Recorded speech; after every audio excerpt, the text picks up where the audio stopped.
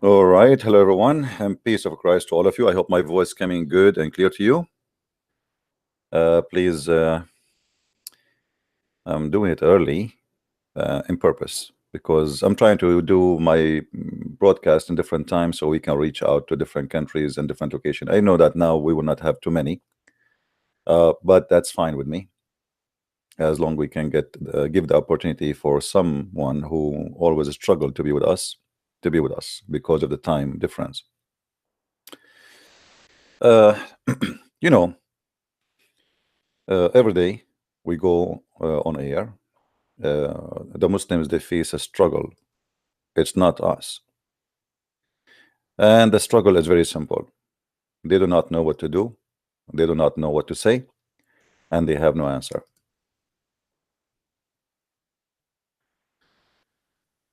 When we speak to a Muslim about any issue in his book, right away he try to divert the topic to speak about my book. Hmm. You see, everyone knows that our channel is specifically made to expose Islam, and this is my specialty. And in order not to let us go there, so they start to throw questions have nothing to do with our topic. And even after they ask their questions which have nothing to do with our topic, we get them busted. But always we need to remember that the Muslim strategy of diverting you or changing your direction sometimes can be successful, and this is what they do always with the Christians. And I mean here normal Christians. A Muslim, he come to you, he says to you, your Bible is corrupt. And right away you go to the defense mode. Oh no, my Bible is not corrupt. And you will notice that the Muslim, he will say to you the same thing he said 1,000,000 times, and he will hear the same answer he heard 1,000,000 times, and tomorrow he will say the same question. Which means you are just wasting your time. It doesn't matter really how much you explain to him, still he will repeat because he is not even listening. Yesterday, when we have a live broadcast, and we said to the Muslims, who of you agree with the Mr. Muhammad Hijab and his nurse in what he said in when he spoke to David Wood? None of the Muslims dare to say that he agreed with him. So why you say that he was victorious? Because simply Muslims don't listen. And he is a Muslim and this guy is a Christian. We support the Muslim. It doesn't matter what we say, even if he is exposing Islam. As long as this guy is a Muslim and this guy is not, whatever the Muslim he say, even he is insulting the Prophet of Islam, we go and support him. This is very silly and very stupid, and that is helping us more to expose Islam. So I want to say thank you for the Muslims for being silly. Now we will show you another way of being silly. Being silly is something they inherited from their God. Please invite your friends. Until now we have less than 300. Let us be the 300 from Sparta and defeat the big army of the false Allah. If we go in the Quran, the yellow pages of Allah, there is a very easy way to prove that Allah is a shish kebab God. And by the way, my Skype is open. Only Muslims can call for now. Today I'm planning not to stay long because my throat really hurting me. All right. So let us see. In chapter 4, verse number 47.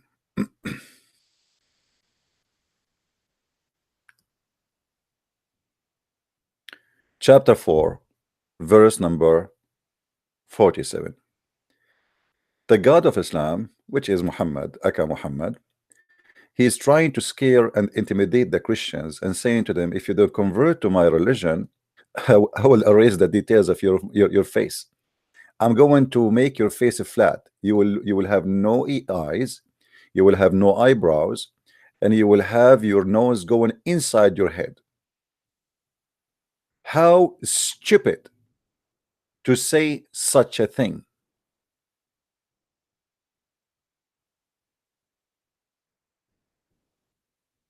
And why Allah did not do that to us? Here we go. Muhammad, he made a threat 1400 years ago.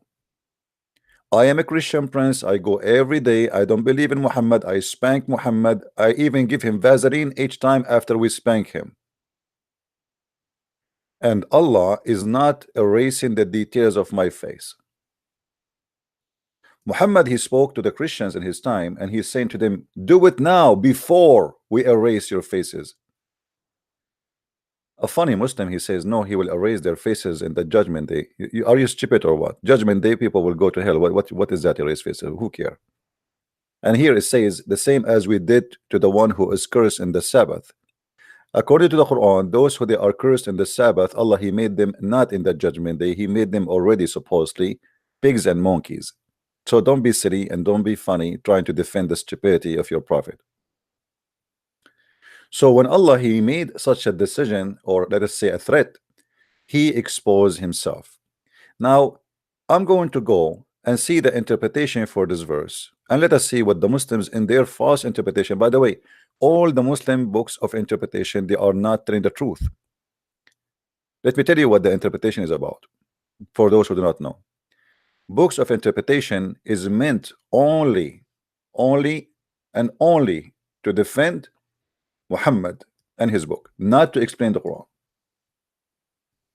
The Muslims, after they notice that a lot of people, they are criticizing Islam, and the Muslims are not superior no more. This is why you notice the more Islam became weaker, the more Islam deny things which is there. To make it simple for you, if we compare between an interpretation of someone he was more close to the time of Muhammad and someone like Ibn Kathir who is more farther from the time of Muhammad, we will notice that Ibn Kathir, he go to the defend mode. He is not explaining the Quran. He is just trying to deny stupid things his prophet said. But if we go to an earlier interpretation, we will find the story is different, because at that time the Muslim, they don't care if you like it or not, we are victorious. At that time the Muslims were strong and they are conquering countries around them. So because of that, I'm not going to care this is how it is. The Quran says kill them all. Yeah. You know what, you don't like it? Not like now they try to say, oh, the Quran, yes, the Quran says kill them, but it was about that time only. Muslims after centuries after Muhammad were killing people, until now they are killing people. What do you mean after that time only?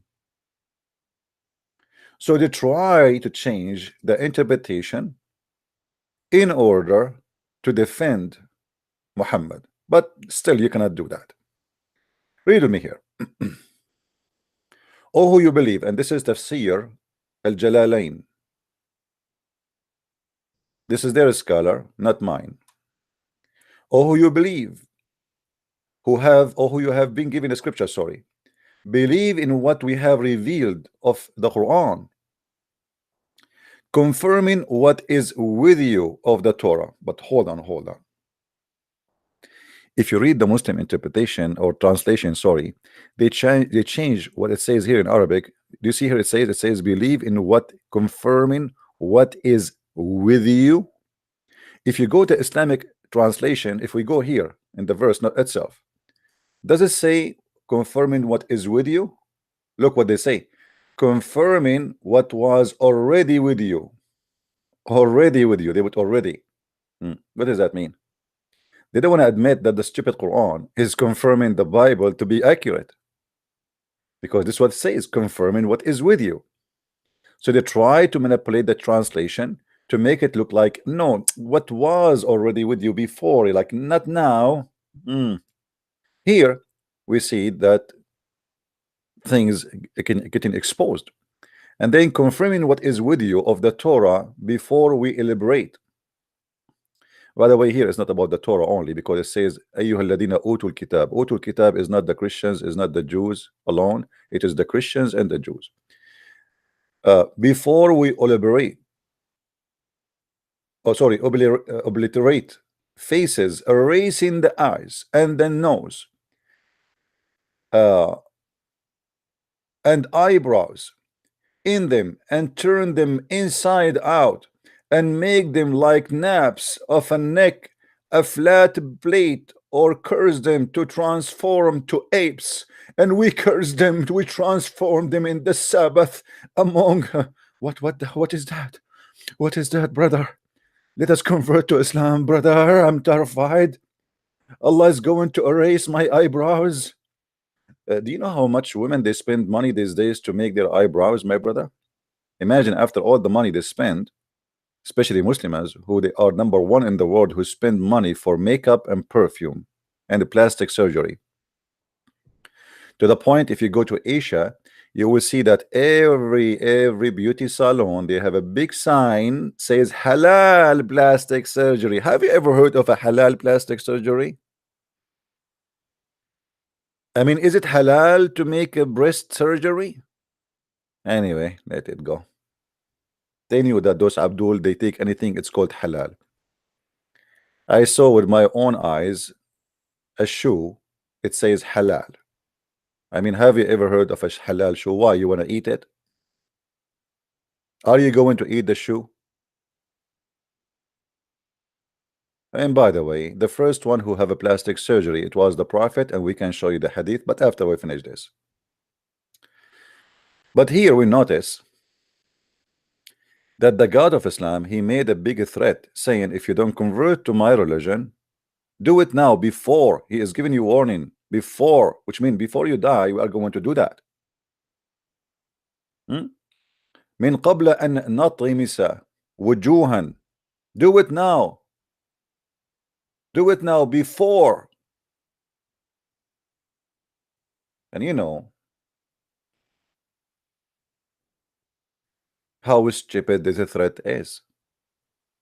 Muhammad, by making such a threat, he exposed himself to be a false prophet, and he exposed his God Allah to be a false God. If God he wanted something to be, he say be is going to be. Okay, he threat us, if you don't convert to Islam, I'm going to do that to your nose. My friend, I have a nose, I can even punch my ATM machine with it.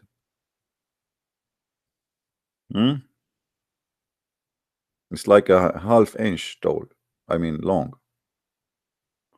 Why Allah did not put my nose inside my face? Why I still have details on my face? Where is the miracle of Allah? And here, by the way, we notice something very stupid too. Anyone notice with me something additional in the story is stupid? Who noticed something stupid with me in the story?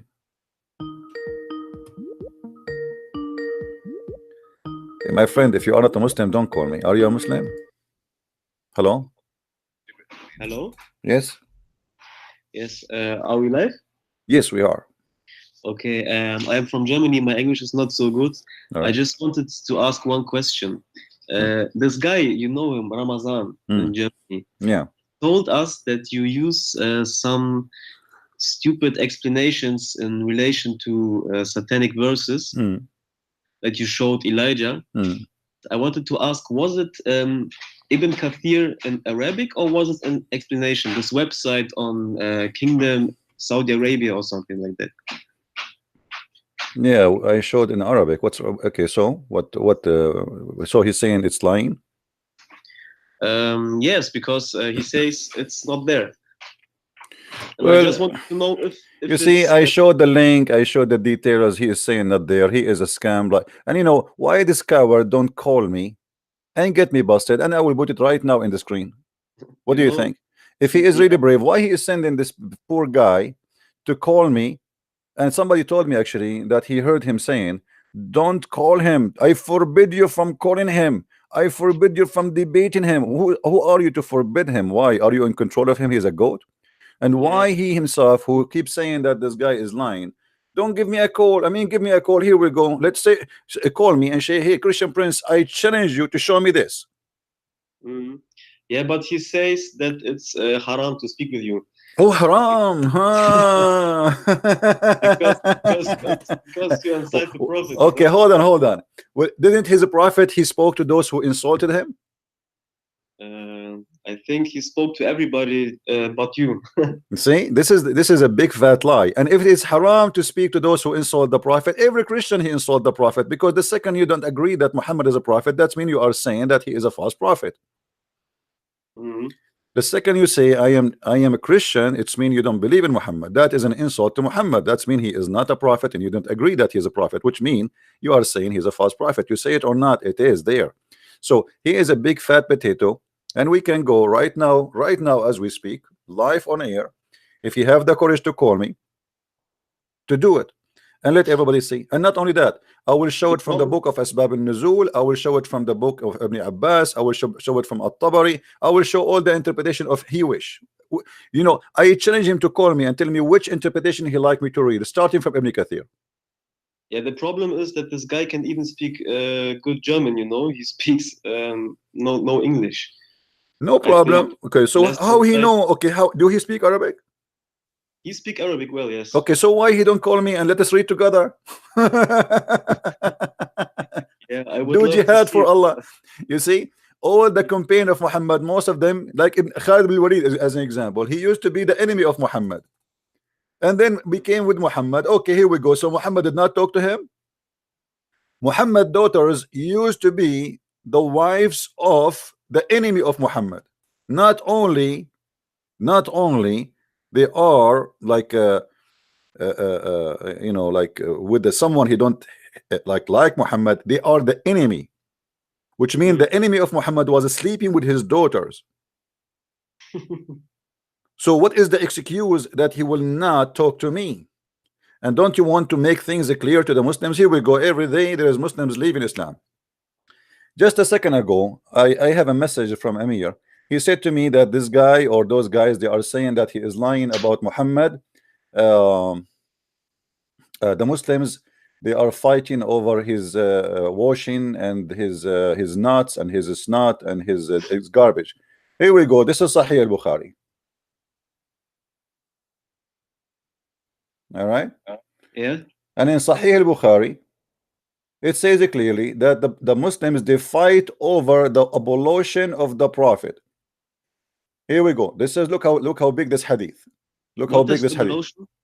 Ablution is the water when you wash yourself, which means you wash your feet, your private, like, you know, your body, underarm, you know, nose, you know, like you wash yourself, you know. Yeah, I read now Muhammad, he taught the Muslim certain way to do ablution, but sometimes he break it himself. However, Muhammad, at least he was washing his feet. He cleaned his snot from his nose with it. He put the water in his mouth and he spit it, and then he washed his hands and all the way to the elbow. And then the Muslims, they are fighting over it, and yet they are saying to Amir, you are lying, there is no such a thing. Where do you get this from? Here we go. This is Sahih al-Bukhari. It's in front of us. Let me show you the reference and we will read it together.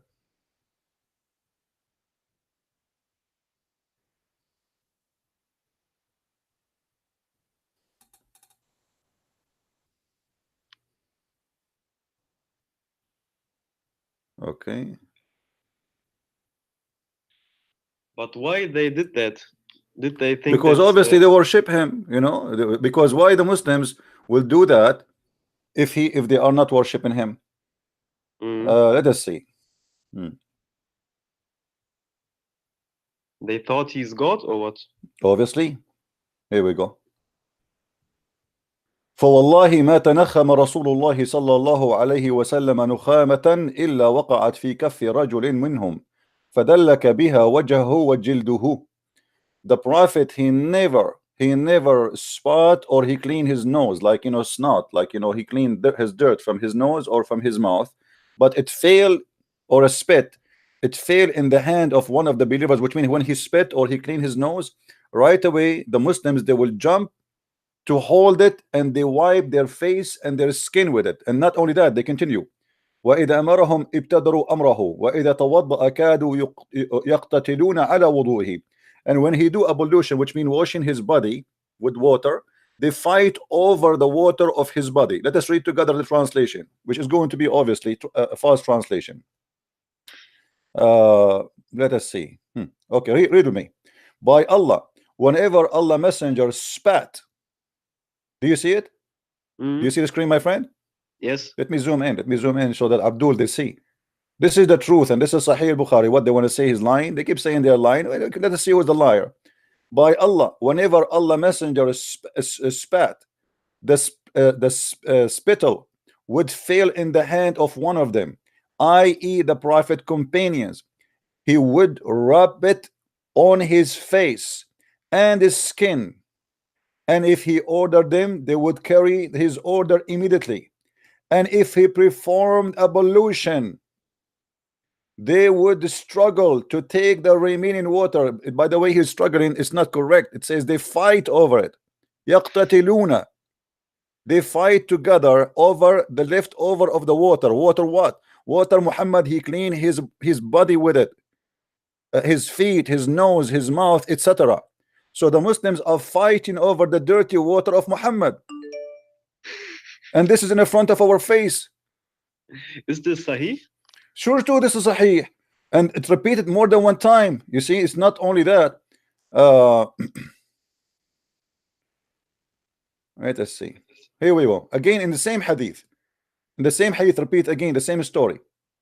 Muhammad respected by his companion by Allah, if he spat, the spittle would, don't call me now guys, I'm talking to someone, why you are calling me?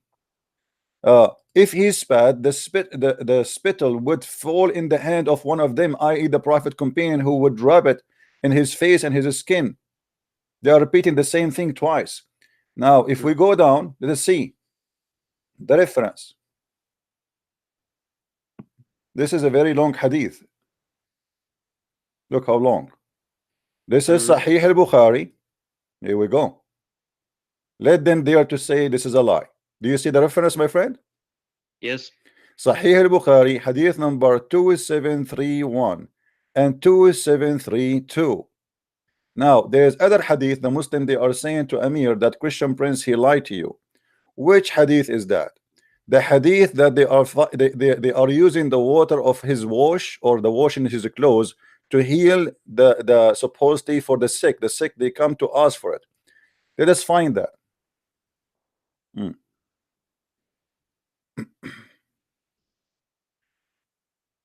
So here we go. Read with me this one, my friend. Here we go. This is the second one.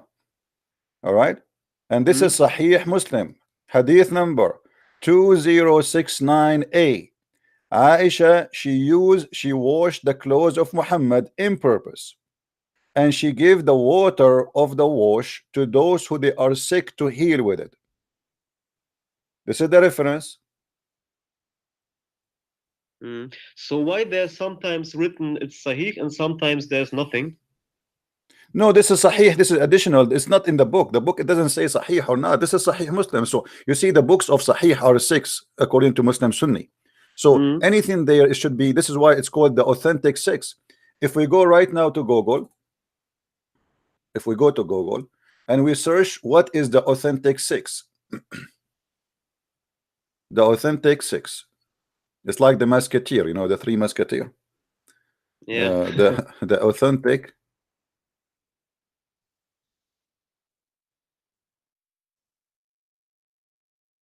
Yeah, the problem is you can show anything you want, but it's always not Sahih. It's who cares? They can lie as much they want. We get them busted, my friend. They can say as much as they want. Here we go. The 6 authentic books of hadith. Ask our imam. This is another scumbag. His name is an imam. All of them, they are the same. Now they will accuse their imam that he is a liar too. They will. Just wait. So there are 6 sahih of hadith. Here we go. The 6 authentic books of hadith. Authentic. So those books are authentic. You do not need to write next to the hadith authentic to make it authentic, for it is already authentic. Read with me carefully. They are counting for you the 6th hadith of authentic, which is considered to be authentic by the Muslims, Abdul. Here it says the following. The book, i.e. Sahih al-Bukhari, Sahih Muslim, Sunan al-Nasa'i, Sunan Abi Dawood, Sunan al-Tirmidhi, and Sunan Ibn Majah. And here they have for you the pictures of the collection. It's not one book, those are 6 writers. So when they lie and they say, okay, this is da'if, this is because they are it's very a big embarrassment, it's a big shame. They are trying to get away with it. Anything, okay, when I show you that it says that Muhammad he bowed down to the 3 daughters and this is in your book, and you say to me this is a lie, that's mean you Muslims are liars. It's not me. I am just showing you what is in your books. So here we go. The Muslims are fighting the spit, fighting over the dirt, fighting over the garbage of Muhammad, fighting over his snot, nukhama. Do you know what nukhama? Nukhama is the boogers. The dirt come from your nose or come from your mouth. Okay. You know, to prove that what nukhama mean, we can go to now to the hadith. I will type the word nukhama in front of you. Let us see what the Muslim translate nukhama. Here we go. إن تنخم نخامة إلا وقعت في كف رجل. This is the hadith I showed you already. But let us see what nukhama first mean. I will click at nukhama. Here we go. The Messenger of Allah saw a spittle or a snot or a sputum sticking in the wall toward the Kaaba. So what is nukhama? Nukhama can be boogers, can be a spittle or a snot or a sputum sticking, and he what he was scratching it. In order to scratch something, it have to be something became solid. What Muhammad he was scratching. This is what the Muslims are fighting over. So when they say you are lying, well, you hit us see who is lying. As you see, this is Sahih al-Bukhari. Again, if we go and we type the word nukhama again, all right, okay, we go to this hadith. It says it clearly here that anytime Muhammad he throw his nukhama, قال فوالله ما تنخم رسول الله صلى الله عليه وسلم نخامة إلا وقعت في كف رجل منهم فدلك بها وجهه وجلده. We just showed you that nukhama mean a snot, a spat, all kind of dirt. And here it says that I swear by Allah, the Prophet he never have a nukhama coming out of him, but the Muslims they fight over it. So why Muslims are fighting over a boogers or over a snot of the Prophet or a spat of the Prophet, and why they are rubbing their face with it? Do we have any Muslim to explain to us? Maybe because he was the best of mankind, you know. Well, so if I am a best of mankind, you are going to worship my snot? You are going to rub my snot over the face? What kind of logic is that? You know, obviously this guy he was making himself as God. And why Muhammad did not say to them, don't do that? Isn't it obvious that Muhammad he is encouraged them to do that? And I believe strongly that the Muslims they were not doing that because they believe in Muhammad, but because they are trying to show him how much they are loyal to him, because he is a crazy gang, you know, monster. So in order to get yourself not to be killed by Muhammad, because if you see that you don't really worship him, he will kill you.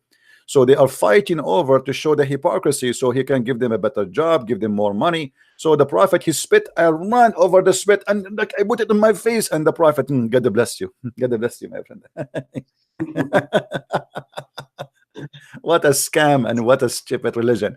Let this potato dare to call me and tell him stop hiding behind the cat in your desk. You do not know anything about your religion and you are stupid, and I will make all the Muslims of Germany leave Islam. And by the way, my book Sex and Allah is already done translation to the German. We need to add just the Arabic text, and soon is going to be published, and let us see how they will cry about it. I'm a Christian Prince, my friend, and here we get them busted. One thing, I want to say that I just ordered your books, Allah's Inception and Deception, and the other. There are many grammatical faults, mistakes. Mistakes, you mean in the translation? Not in the translation, in grammatic. Okay. Well, I know. You see what we can do. I mean, in the grammar, you are talking about the English grammar? No, the German grammar. But very stupid mistakes. Not like you forget in sign or something. It's okay. I don't want you to say stupid mistake, my friend. The gentleman who did that voluntarily, I am very thankful for him, and he did his best. Maybe he is not good but he did his best. You know what I mean? No, I wanted to say stupid. This was like, but there's one sentence written backwards. I thought you want to make some okay. If you like to help, you can make a Microsoft Word file and send us like in the page of etc. and etc. It should be this. I will send it to him and he can correct it, or we can correct it from our side. Okay. All right. And like instead of just complain about there's some wrong. I mean, what I can do, for me, I don't speak German, as you know. I'm very good in Chinese, and I am very good in any language that nobody speak, except like I am like Muhammad. Even my language, I do not know how to write, how to read. To my first question, when you showed Elijah and when Amir was also in Skype, you opened a website from Saudi Arabia. Is this Ibn Kathir in Arabic the same as in the books, or was it the explanation of it? No, this is Ibn Kathir, the same. But if we go in English, I showed you in English and in Arabic. In English, is gone. There's nothing. They took it off. Yeah. Like Ramadan today cut off your videos. You put video online, cut off something, and make it look like you are lying, because my friend, 5 minutes. I noticed something, that the Muslims, the more they attack me, the more people they read my books, and this is wonderful. And this is what I told Amir. Let him attack me as more. Don't Amir, because Amir, he get like excited. Look, they are saying they are lying, and I say, just laugh, man. This is good. God is good. The more they attack me, the more people read my books, and the more people leave Islam, because I prove what I say. And I challenge them, if they have the guts, all those who they are from Germany who claim to be Muslims, who they are saying Christian Prince is a liar. Christian Prince is almost online, not only once a day, sometimes 3 times a day, and I stay for 5-6 hours. All those 6 hours, not even one potato from Germany dare to call me and say, hey, you are a liar. It's the same as what happened with this poor Elijah when he called me. I showed him, but he do not know Arabic. And that guy, he was saying to him, he was talking to him, why you don't talk to me directly and show him, or show everybody from Germany that this is a lie? Cowards. Anyway, my friend. And by the way, they say that this story is weak story, right? They say this story is weak story. No, they say it's not Sahih because Ibn Kathir said that it's Mursal, But no, Ibn Kathir, my friend Ibn Kathir, he is defending, no problem. But Ibn Kathir, he confirmed that the prophet, he received satanic verses. What Ibn Kathir, he deny and even Ibn Kathir, he says many interpretator, they mention this story, correct? Okay, the many interpreter, they agree with it. If you don't agree, this is his business. But Ibn Kathir confirming the story because it is there in their books, and confirm that Shaitan, he throw words in the mouth of Muhammad. Now, why Ibn Kathir did not tell us what is the word Shaitan he throw in the mouth of Muhammad? Because if you say, okay, this story is not true, but in the same time you say that Shaitan he throw words. Okay, what is the word? You know what I mean? You have to give us a replacement. Okay, Shaitan he throw words in the mouth of Muhammad. So what are the words which is a throwing in the mouth of Muhammad? Yeah, you know what I mean? It's written in the original text. It's written with the Garanik, or how it is spelled, the 3 daughters of Allah. In the Arabic version, yeah, it's written. But I'm saying, if he don't agree, if anyone don't agree with something, you see, look, this is the book of Asbab al-Nuzul. This is the book of Asbab al-Nuzul. It is in English. Asbab al-Nuzul is very well known Muslim book by an Imam al-Wahidi, who explained why the verse came down. Do you see the screen? It's not same. Oh, hold on, the screen. Okay, hold on. I'll put me the screen. Sorry. All right. This is the book of Asbab al-Nuzul, and this is the official government of Saudi Arabia. Sorry, Jordan. It says here, read with me carefully. This is the book of Asbab al-Nuzul. So if this is a story is a lie, then why all the Muslims they speak about it and they accept it? Read carefully. Allah the Exalted, He revealed to him the Surah of An-Najm by the star where it saith, Surah 53.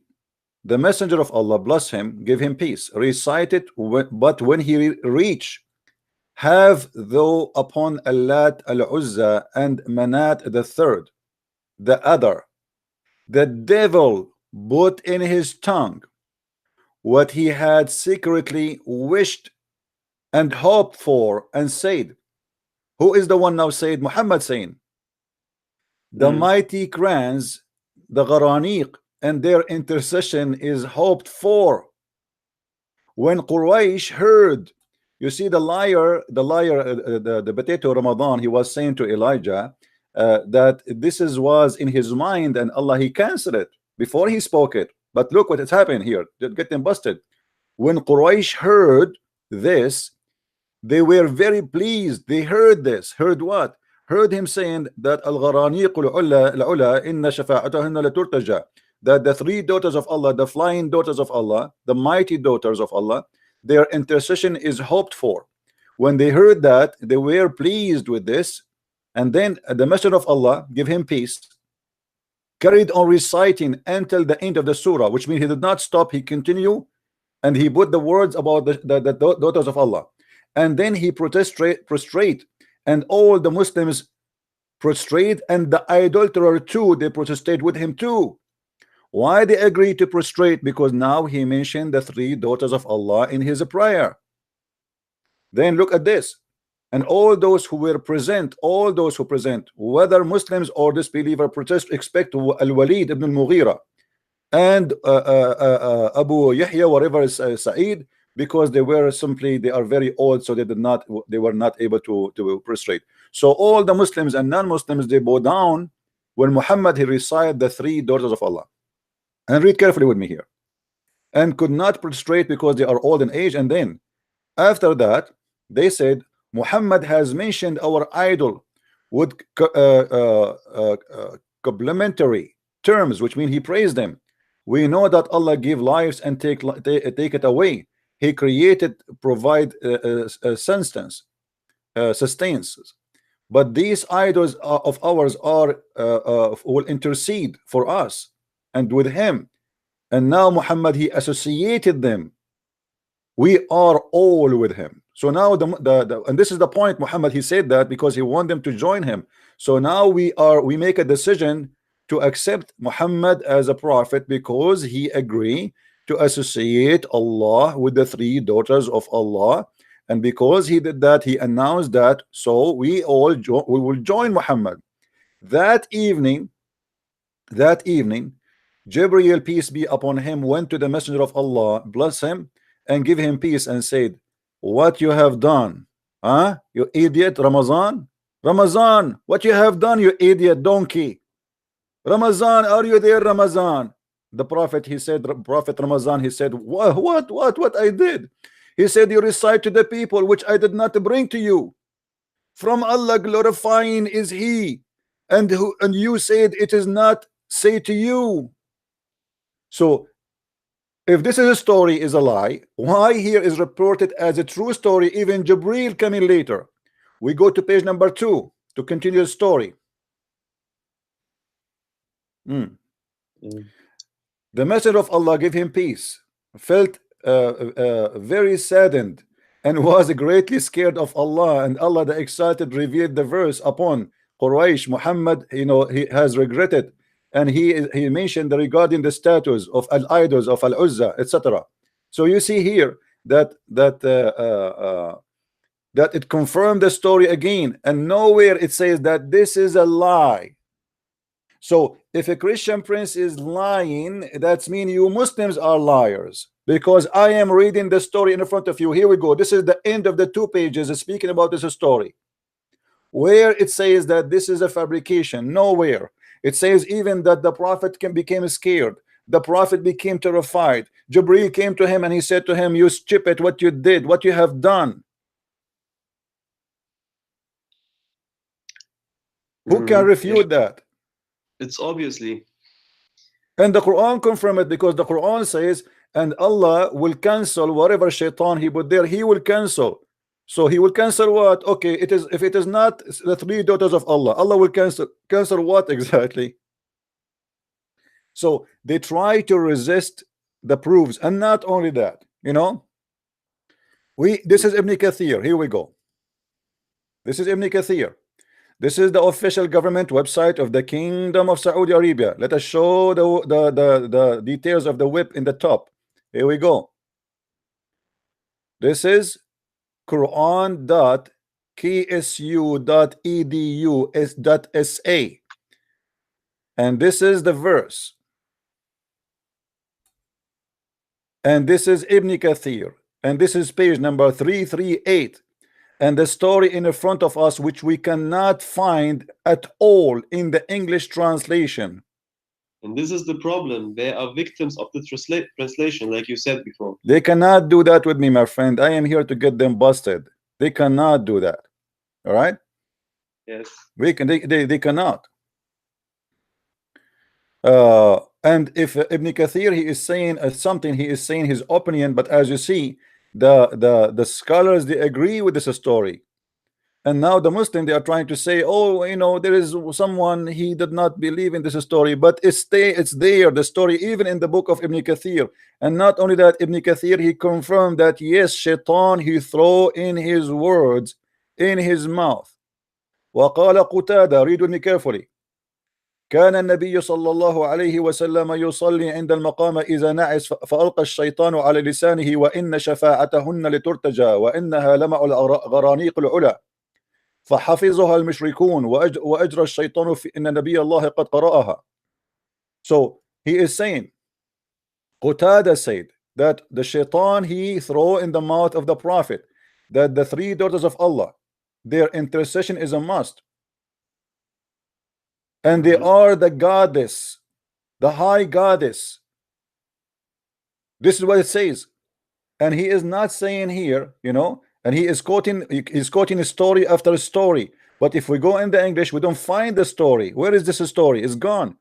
What about the story after it? وقال ابن حاتم حدثنا موسى ابن الكوفي حدثنا حدثنا. Look how many reporters, they are reporting the same. The Muslim, they say to us that if a story reported by many companions, then the story must be true. So how a story reported by many became false? And this is why we see in the other interpretation, it says clearly that none of them, he says, we deny it. Look, all of this, look, in the English book, all of this is gone.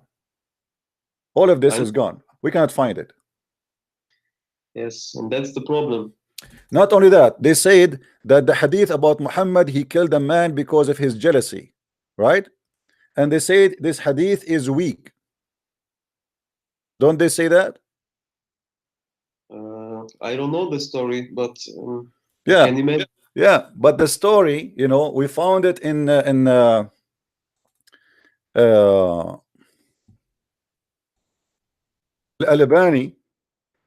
Ramadan himself, once he made a video trying to prove me wrong, and he said Al-Albani, he said that this hadith is weak, correct? You remember? His video is there, the stupid himself, he cannot deny it. So he said Al-Albani, he said that this hadith is weak. But Al-Albani in this hadith, that he was talking about different hadith. Al-Albani, he confirmed that this hadith is strong, and he said this is sahih. So they are in deep garbage and they do not know what to do. How we can escape the madness of Muhammad? They cannot. As simple as that. Can they? I don't think so. You know? And here we go. Yeah. You see, they say to me that this hadith is not in Sahih al-Bukhari. They are donkeys. They do not know what I'm talking about. Maybe in the translation he did not make it clear, but it is clear for me. It says here, Fathul Bari fi Sharh Sahih al-Bukhari. I wrote as it is in their reference. Al-Kutub Sahih al-Bukhari. Sahih al-Bukhari. Let me highlight for those who they are blind. So where the story is coming from? It is from Sahih al-Bukhari, but the interpretation of Sahih al-Bukhari. And here it says clearly that Muhammad, he ordered the man to be killed. And why he said to him that? You know, when he said to him, do you think there's nobody better than you? So what Muhammad's problem with this guy is, because the people, they were saying that he is amazing, he is so good, he is very nice, he pray a lot. So the Muslims, they were praising this guy, and Muhammad, he was upset from that, because he found that this is really a problem. This guy is a competition with him. This is the book of Sahih al-Albani, hadith number 2495. It says here Sahih. So how they say that this story is a lie, and Al-Albani, he said Sahih. That's mean Al-Albani, which the same Abdul Ramazan, he's used with me, supposedly to prove me wrong sometime when he wish. It is the same Imam who says that this story is Sahih. Al-Albani is on the same level as Ibn Kathir? My friend, all of them, they are trash. All of them, they are garbage. There's nothing is called Sahih. There's nothing is called weak. This is something the Muslim, they try to, you see, it's depend on the person. The person, he try, if he find that this is embarrassing, he say this is Sahih. If he find that this is not embarrassing, we say, he say like, if it's embarrassing, we say this is weak. If it's not embarrassing, we say this is Sahih. Anything will make Muhammad look stupid, they will say it is not Sahih.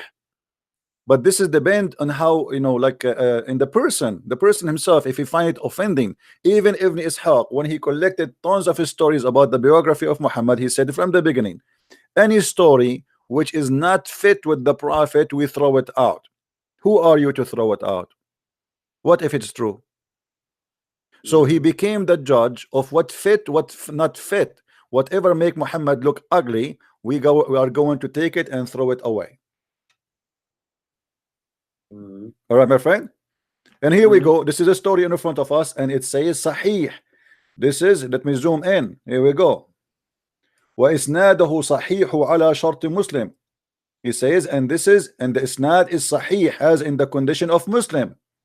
He's saying why he considered that story is Sahih, because this is isnadahu Sahih. The isnad is right. The chain of narration is Sahih, according to the condition of Muslim, which means the condition of Sahih Muslim or Imam Muslim.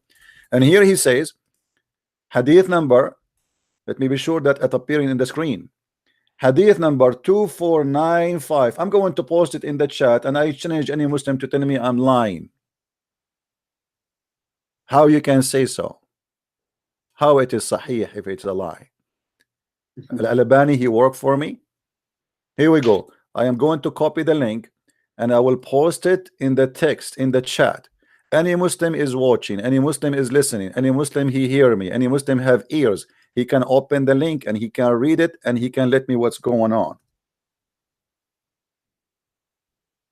They are ashamed of their prophet, and this is the whole idea. Anything else, my friend? No, it's enough. But I would love to watch a debate with you with Ramazan. But I don't know how to make this. My friend, who is Ramadan? Ramadan, even he will not be able to debate my toes. Here we go. I'm here. He will not even get close to me, because he knew that he is going to be smashed with no mercy.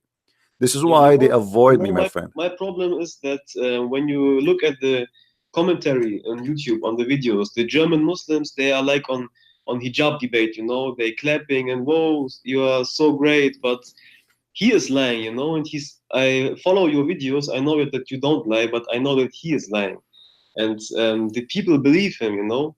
I would love to see No, him. my friend, they don't believe anyone. The Muslims, as I said, they support you just because you are a Muslim. Because I am a Muslim and you are defending the Prophet. So what do you expect? Here we go. How they can believe him? Here we go. The hadith in front of me, it says Sahih. You tell me. Mm. You know what I mean? It's in front of us. It's in the screen. How they believe him? That mean that mean Al-Albani is a liar. Mm. And how this guy himself, he used Al-Albani in his videos sometimes supposedly to refute me. Mm. And I agree, Al-Albani is a liar, the same as Muhammad is a liar, the same as Allah is liar, the same as Ramazan is liar. All of them, they are liars. But if you Muslims are a bunch of liars, it's not my fault. Yeah, my friend. Okay, thank you. You're welcome, very my friend. much, and take care. Take care. Thank you. Bye bye. Somebody, one of you, he sent me a video of Sam Shamoun. He was with David Wood. One of you, he asked, what do you think about Christian Prince, how he deal with Muslims? He said to them, don't mess with the Christian Prince. Hello. Wow, man, this is amazing. Can you say it again? Where you go? Let me call you back. I want you to sing it for us. Where you go?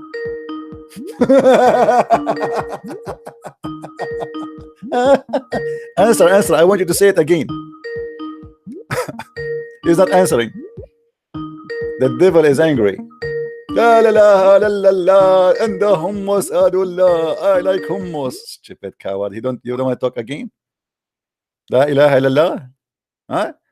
What about you answer us about Al-Albani getting your prophet busted, killing a man who did nothing except he is an innocent man and he is praying too much? La la la la. No potato but potato.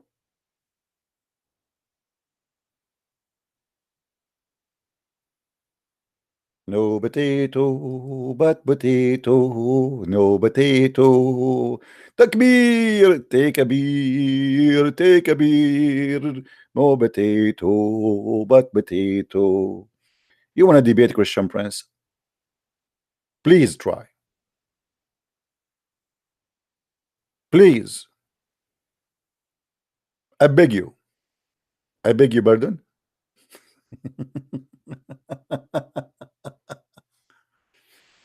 You know, all of them, they have a big mouth saying a Christian Prince is a liar, but they don't dare to call me and to show me how this is a lie. And as you see, your scholars, they agree. Now we go back to our topic. Allah, he made a threat. I apologize. We have to go out of the topic to answer this gentleman who called us from Germany. If Allah is a true God and he made a threat, if we don't believe in him, and this is an immediate threat, if you don't believe now, I am going to destroy the details of your face, the same as I did to those who broke the Sabbath. And here we find something stupid. Anyone notice with me? Something about the Sabbath. Just to give you a hint. Who noticed with me there is something wrong here with the Sabbath story? Those who broke the Sabbath, what Allah he did to them? He transformed them into apes, pigs, and monkeys. Correct? Okay. What is the problem with this story? Anyone notice? What is the problem? If Allah is telling a true story that the one who broke the Sabbath, Allah transformed them into apes and monkeys, why Allah is not transforming the Jews who they are breaking the Sabbath now? Do you know that the Jews in Israel, and when I say the Jews, I mean, you know, the Israeli, like there's some of them, even they are atheists, they don't care for God. However, but still they are from the children of Israel. according to Islam. They even celebrate the gay festival in Sabbath in Tel Aviv. So Allah, He did curse a bunch of fishermen who just trying to eat, and Allah, He made the fish disappear all the week from in front of them, as the story says. And He is not willing to make the ones who do festival of gays and lesbian in Tel Aviv in the Sabbath from the children of Israel into pigs and monkeys. How stupid this story is.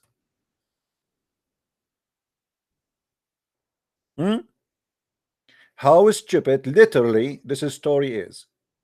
You have to be a certified donkey to believe really. You see, look at this. We debate atheists. Atheists try to prove to us that a human was an ape and he became a human. Muslim, they debate with us trying to prove to us that ape, they were a human. But both are donkeys. Garbage in, garbage out, what I can say. If we go in the Quran, we will find the following.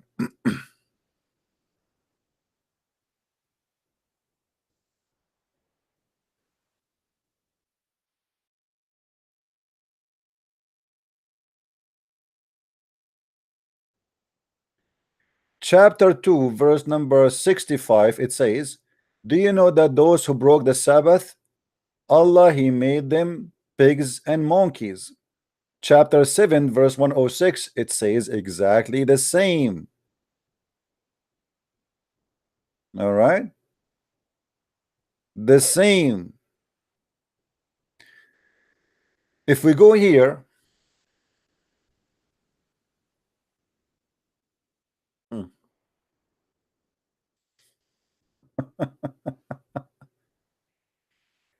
I would like to see a Muslim calling me. Please, if you are proud about your Quran, I really, I would like to see you calling and say to us that you are really proud. Who was the Muslim to do that?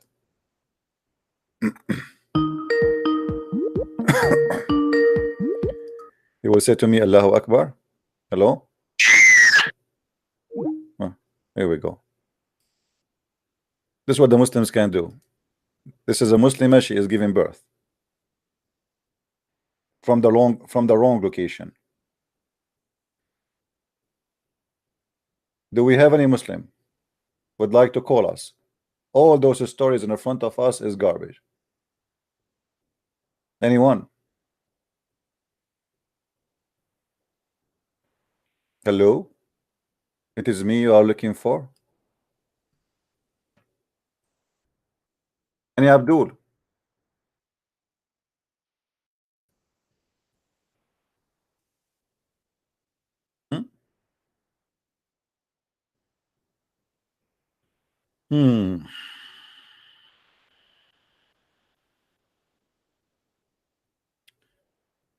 Let us go here and see this funny story. Ask them concerning the town standing close to the sea. Behold. I like it when the Muslim they use the behold, trying to make the Quran look like elegant. Behold, they transgressed in the matter of the Sabbath for 1 day of their Sabbath. Their fish come to them openly, holding up their heads, and the fish says what? I'm a fish. It is Sabbath. You cannot fish me. The head of the fish is coming out of the water openly, only in the Sabbath.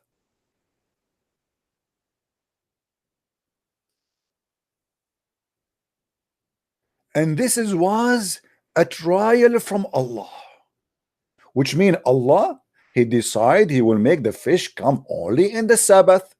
He forbid the Jews to work in Sabbath, and they are fishermen, but He will not let the fish in the sea during the whole week.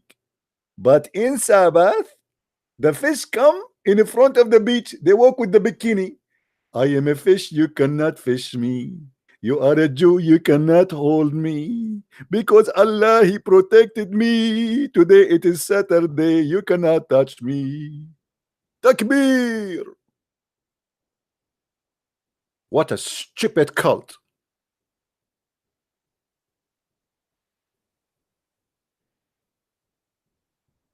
This is God. So Sabbath is made to do this. God is playing games with those people. He told them, okay, Sabbath is haram. If you cannot do anything in the Sabbath, but then he make the fish come to them in the Sabbath only. And the fish walk in the beach, says, I wonder how, I wonder why the Jews cannot even say to me hello or bye, because all what I can see, Jews are scared of me. They cannot catch me, they cannot touch me, because today it is Sabbath for them, and that is good really for me. I wonder how, I wonder why. Quran, takbir, takbir, wisdom. That is wisdom, my friend. If you ask a fish, if the CNN they have an interview with the fish at that day Saturday, you see the fish will say to you, the CNN will say, how come you are a fish and you are in the beach? Aren't you scared that they will catch you, the fishermen there? Sorry, excuse my French, you are ignorant. Today is Sabbath, they cannot do it. But they are so hungry, they cannot, they might lose their mind, and they cannot, they are Jews. If they do that, Allah will make them pigs and monkeys. Look at that guy there. Look, he's looking at me, his mouth is coming up and his tongue is coming out. He's so hungry, but he cannot touch me because today is Sabbath.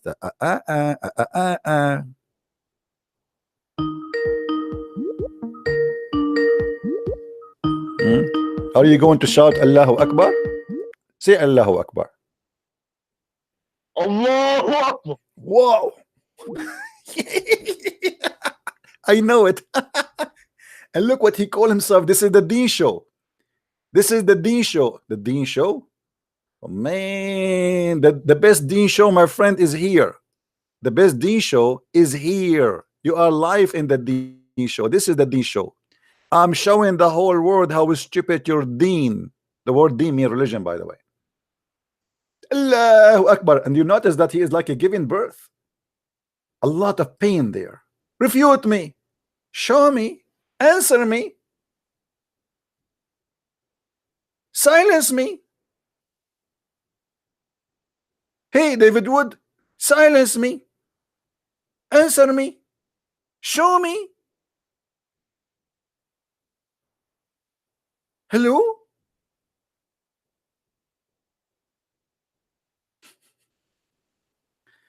Now, to see how the story go more in details with the stupidity, let us go to the interpretation of the story and show you how stupid those stories are. Chapter 7, again, chapter 7, see, 7, verse number 163. All right, let us go there.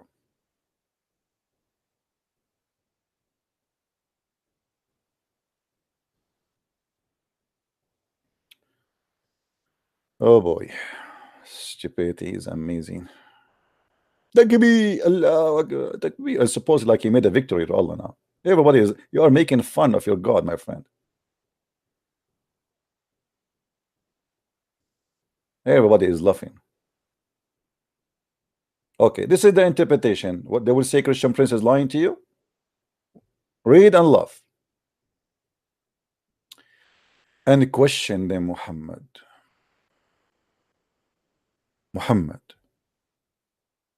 Prophet Muhammad, please question them. In rebuke about the city that was by the sea, bordering the Red Sea. Hold on. The children of Israel, they were in the Red Sea. Oh, okay, that makes sense. The Red Sea. That's mean that Israel should be in the Red Sea. And that's mean when the Muslim they say that Eilat, which is exists today, it is really the land of the Jews. Thank you very much. Read with me carefully. Bahr al-Kulzum. And this was Eilat, about what befall of its inhabitants.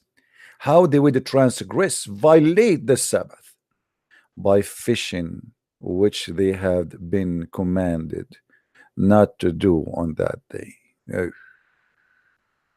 How? How? I wonder how. I wonder why. They would transgress. Their fish would come to them on the day of their Sabbath. Floating. Floating. By the way, I saw a girl. She was floating in the beach. I wasn't sure that was a fish or not, because she sounded fishy for me. I mean, I was in the side of the beach and she was looking at me. I think she thought I am a Jew and she thought she is a fish. And it was Sabbath. What a coincidence. Man, I'm just going back in my memory now. I did not notice at that day. She was floating in the beach, in the water, looking at me. I look at her, and she was really fishy in the way she looked, which make her, obviously she is a fish. And it was Sabbath, and I cannot catch her. Man. By the way, the story I just told you in Sahih Bukhari. And they would transgress, and their fish would come to them in the day of the Sabbath, floating at the surface, visible at the surface of the water.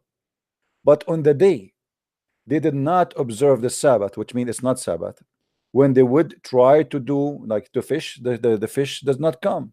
And that would be a trial from God. What you want to say to me? Allahu Akbar again? Say it. Go ahead. This guy want to say Allahu Akbar. Allahu Akbar. Takbir. Go ahead. He did not say it because I get him busted. I love it. I love it. I love it. Allahu Akbar. Do you know why they say Allahu Akbar? Because Muhammad, he said that the infidels, when they hear Allahu Akbar, they get scared. Do you see how much I'm scared? All right. Thus we were trying them with their wickedness. I mean, they are the wickedness, or Allah is the wicked. How those poor people, they will survive? They are fishermen. And you say to them, don't fish in Saturday, and then you make the fish come to them in that same day, which they cannot fish in, and the fish disappear in the whole week.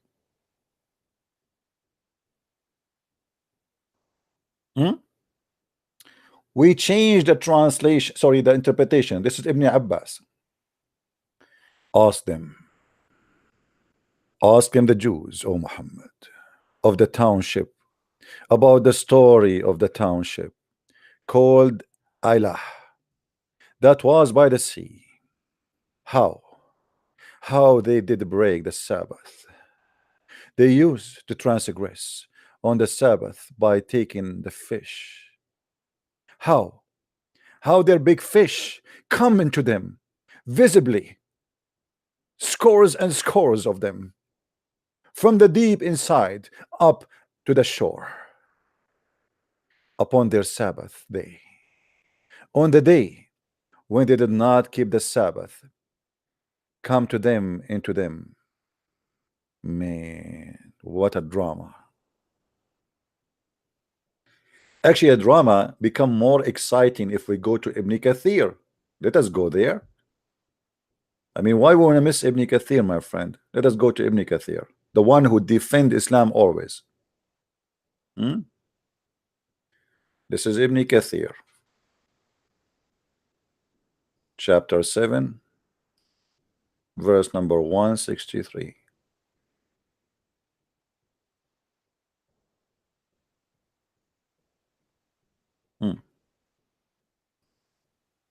The Jews transgress the Sabbath. Oof. I mean, that's really horrible. I mean, I'm so glad I was not a Jew at that time.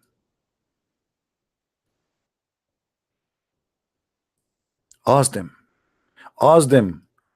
who are with you about the story of their fellow Jews who defied Allah command, so he's punished them overtook them all of a sudden of their evil action. What is the evil action? Fishing in Saturday to feed their children. That is an evil action.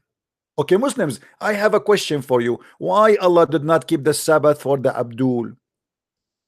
As long the Sabbath is so important to Allah, what happened? Allah, he changed his day of the if of holiday. Let us go Zakir Naik and ask him what happened.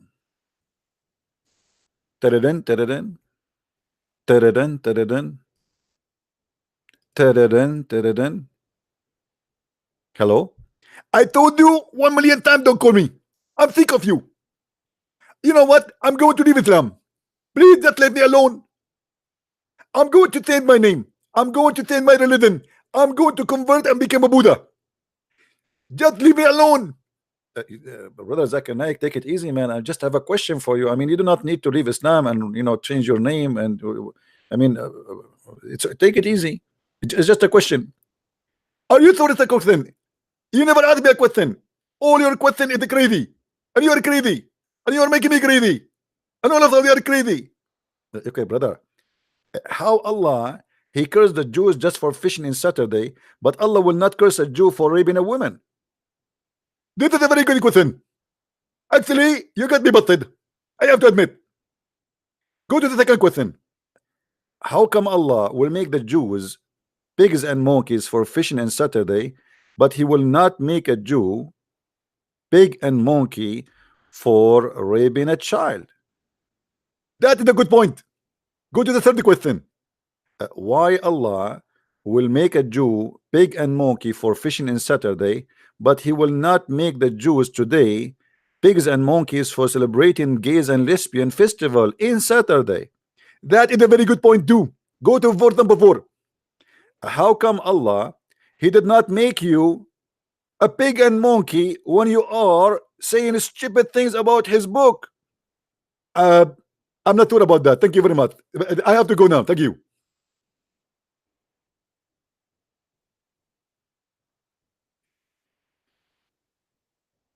This is a religion? Are you sure? Are you sure? And look, guys, when their fish come to them openly in the Sabbath, visible in the top of the water, like the girl I told you about, according to Abu Dahak, who reported from Ibn Abbas, from Ibn Jurayj, said, and the day when it is not Sabbath, their fish come to them. Thus we have made a trial for them. This is Allah trap. You see Allah how nice he is. He told them not to fish in Saturday, but he made the fish come only in Saturday, and those are fishermen.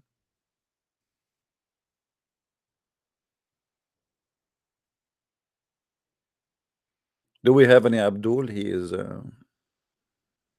show me, silence me, answer me.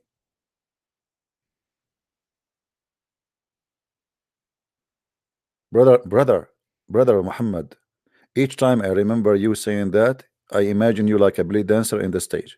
Show me. Answer me. What is that, man? Are you what is? And he's moving his fingers like, show me. Do you remember his fingers? Show me. Like come here. Show me. Show.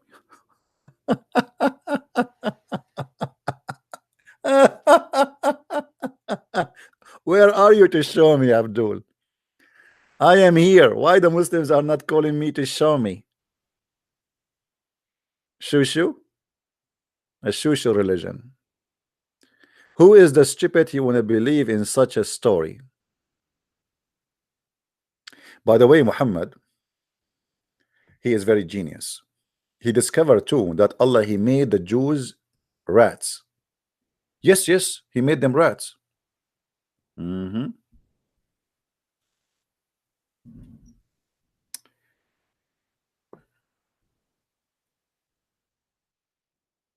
Read with me.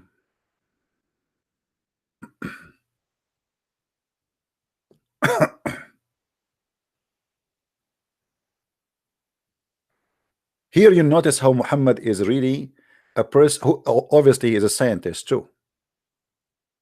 Guys, what they call the scientists who have a specialty in animal, what they call him? What is the word for any scientists who they are, who study animals? Somebody give me the word. My English, is, since I saw the fish who was floating in the water, I forgot my English. What they call them? None of you speak good English like me. I'm the only one here speak good English. Unbelievable. So Muhammad,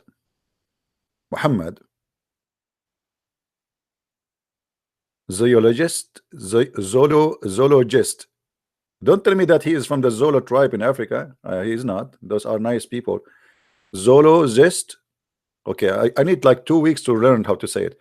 Zoologist. Like, hold on, I'm an Arab, man. Don't make it hard. Okay, can you give me an easier word? I mean, why? I am an Arab. We do not know how to write, how to read, and look what you are giving me. Zoologist. Is that correct? Is that correct? Zoologist. Takbir. It's correct. Unbelievable. How I made it. Zoologist. Zoologist. I mean, English is really funny. Okay, I will take the last part, and you are the one who pronounced the first part of it. I will say ologist, and you say Zulu. Zulu and Olo. Okay, no problem. Now the prophet said a group of Israelis were lost. Man, sit down, guys, sit down. The prophet, he will tell us information which the people of zoologist, they did not notice ever. Only the prophet. How the prophet 1400 years ago he discovered this. Read with me carefully. Unbelievable. When I read this, guys, my body is like I am being shot by electricity. MashaAllah. MashaAllah.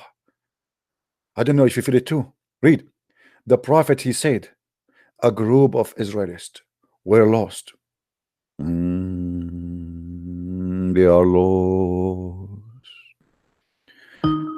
A group. No, don't call me, my friend. Don't call me. I have finished the topic. What we're talking about Zolo list now. Zolo lolo zest. Why you are calling me? You want to disturb me now? You want Allah to curse you and make you a monkey? I know someone. He insulted Allah Prophet. He woke up in the morning. He looked like a Christian prince. You believe it? True story. In the morning, he was a very handsome man. Don't call me now. Don't call me. Hold on. In the morning, this person, this is a true story.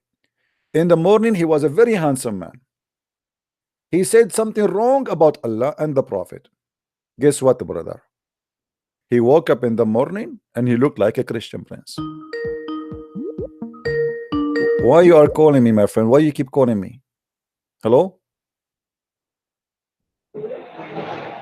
Hello? Hello? Okay. Yeah, I know what to do. Don't call me. Don't call me now.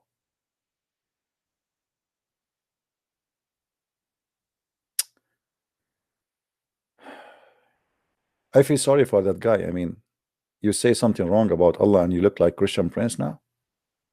And this is additional proof that Allah is a true God. Now here, oh, they will not let me talk. Hello? Hallelujah. Okay, can you say it again? Don't say hallelujah. Say Okay, say it again. Say it again. Okay. Are you hurt? Are you hurt? Where are you from, my friend? Open your mouth. Say ah.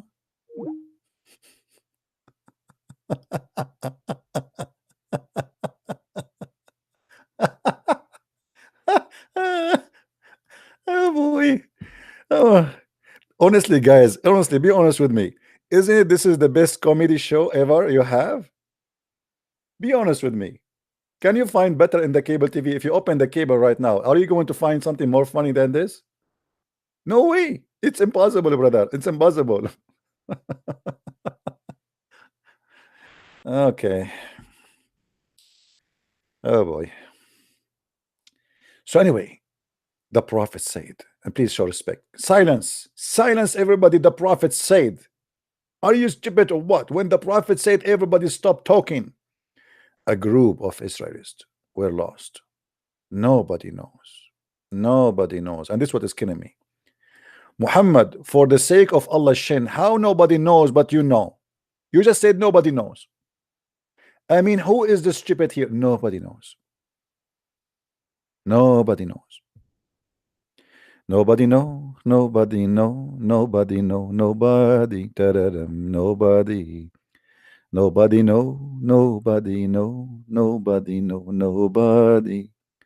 Nobody know, nobody know, nobody know, nobody. As long you do not know, and nobody know, so why and how you can continue with the story? What a mysterious man. Wow. Astonishing intelligence. So nobody knows what they did. Me, that is really messed up. Brother, we do not know what they did. Hey, brother, what do you think they did? I don't know, brother, but I'm very sure that nobody knows what they did. Brother, do you think the prophet, he knew what they did? Brother, you are acting like a donkey, as the Christian prince always say. The prophet said nobody knows, it means nobody, including him, brother. So if the prophet do not know, nobody, that means nobody. Are you accusing the prophet to be lying? Okay, brother. If the prophet, he said nobody knows, so how the prophet is coming to the conclusion of he is knowing? What do you mean, brother? Because if we read the story, you would see the prophet, he knew. Ah, you get the point here.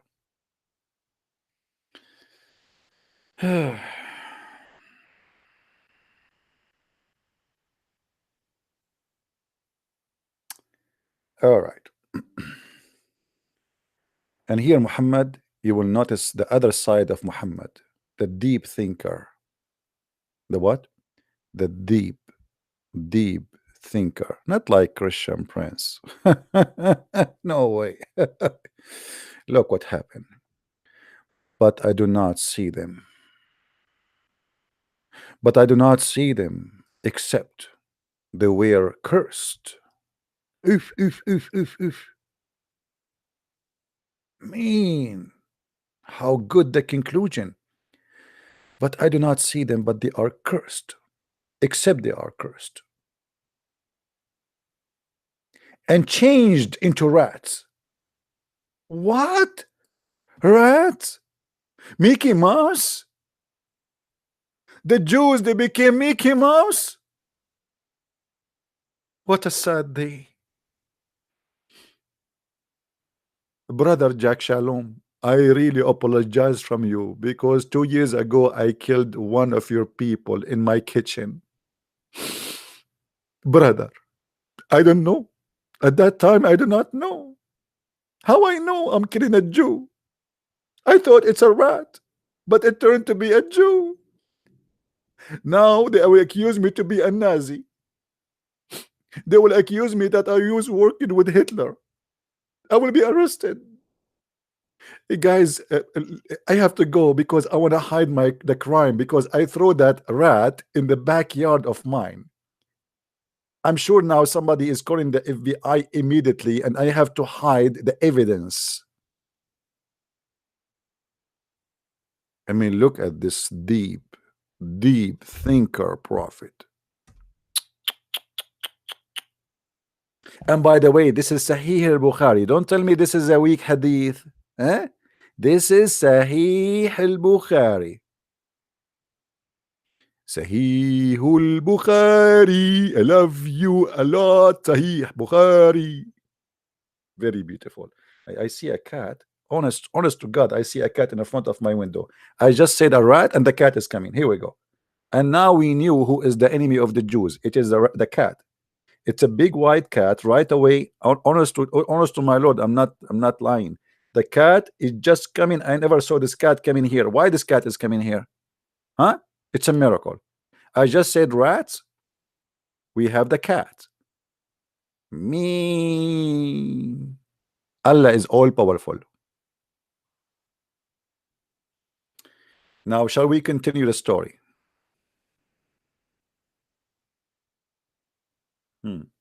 Shall we? So Muhammad here is using his only amazing logic, unique logic in the world. Deep thinker. What the philosopher. Aflaton. He should be your student.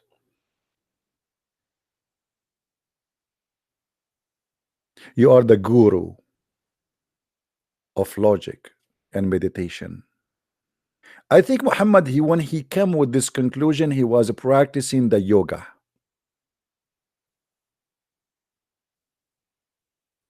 This is a yoga result. This is what happened to you when you do yoga.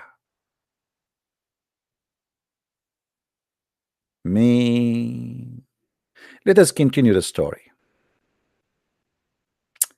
So I did not see them except they were cursed and changed into rats. Man, here is the kill. Here now is the kill. He will tell us why and what is the reason. And you see the prophet, he don't say things without explaining why. This is scientific. He did not say just they are rats. No, he want to tell you for the reasoning. Look at this. For if you put the milk of a she camel in front of a rat, it will not drink it. But if the milk of a sheep is put in front of it, it will drink it. Man, oh man, that is genius. That is genius.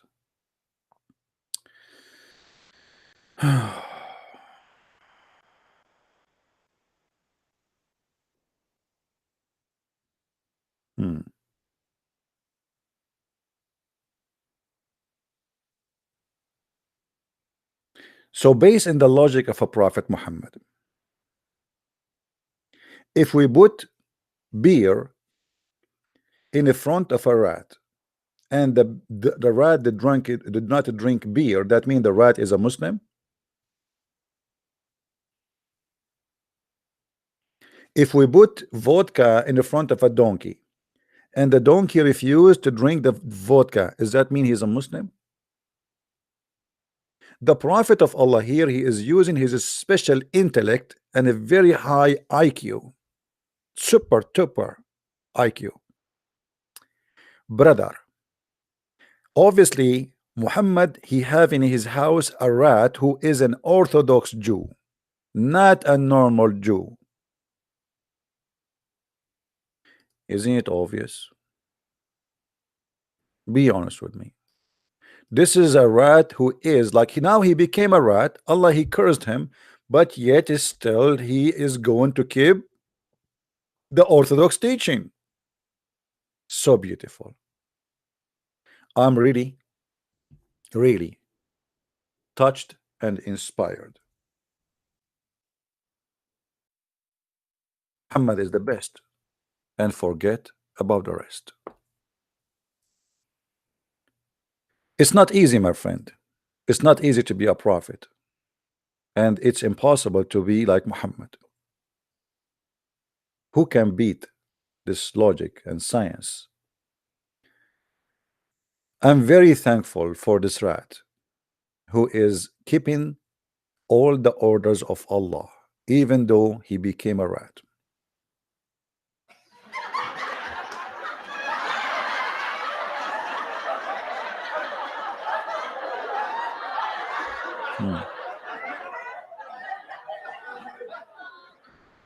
But brother, I have a question. As long the Jews are forbidden to drink the she camel milk, and they are decent to obey even when they are rats, why Muhammad is not obeying Allah not to drink the she camel milk?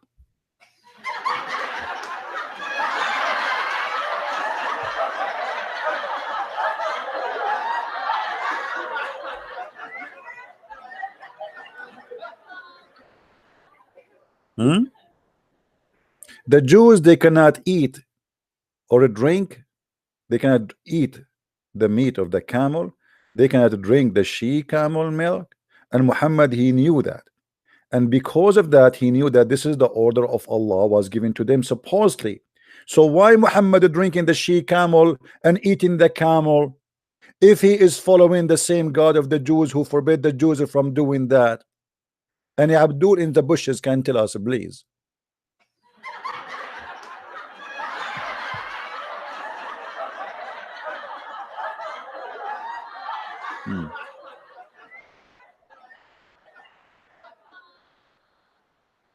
Any Muslim in different hadith,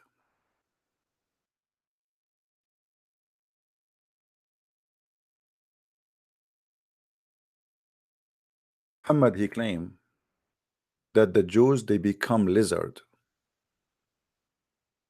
Yes, lizard.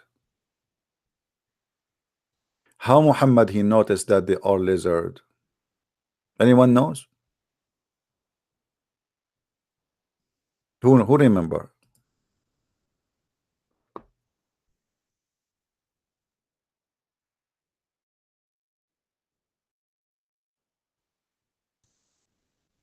Because Muhammad he noticed that the lizard have 5 fingers.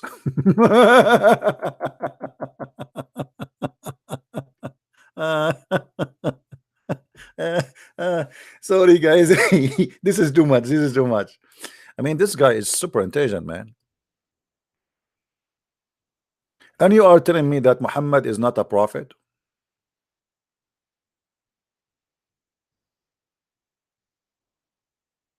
How you can say that? How even you can even think about it? I mean, I advise you to convert to Islam right now, right here before it's too late. Because remember, Allah he said, if you don't convert to Islam right now, Allah will erase your eyebrows. I'm sure there's many women, they will like this idea and they will refuse to convert to Islam just for that. Do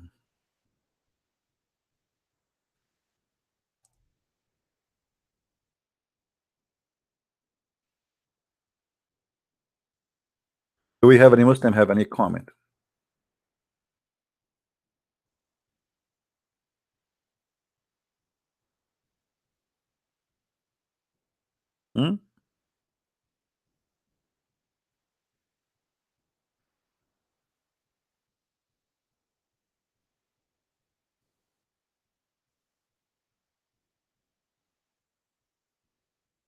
Hello?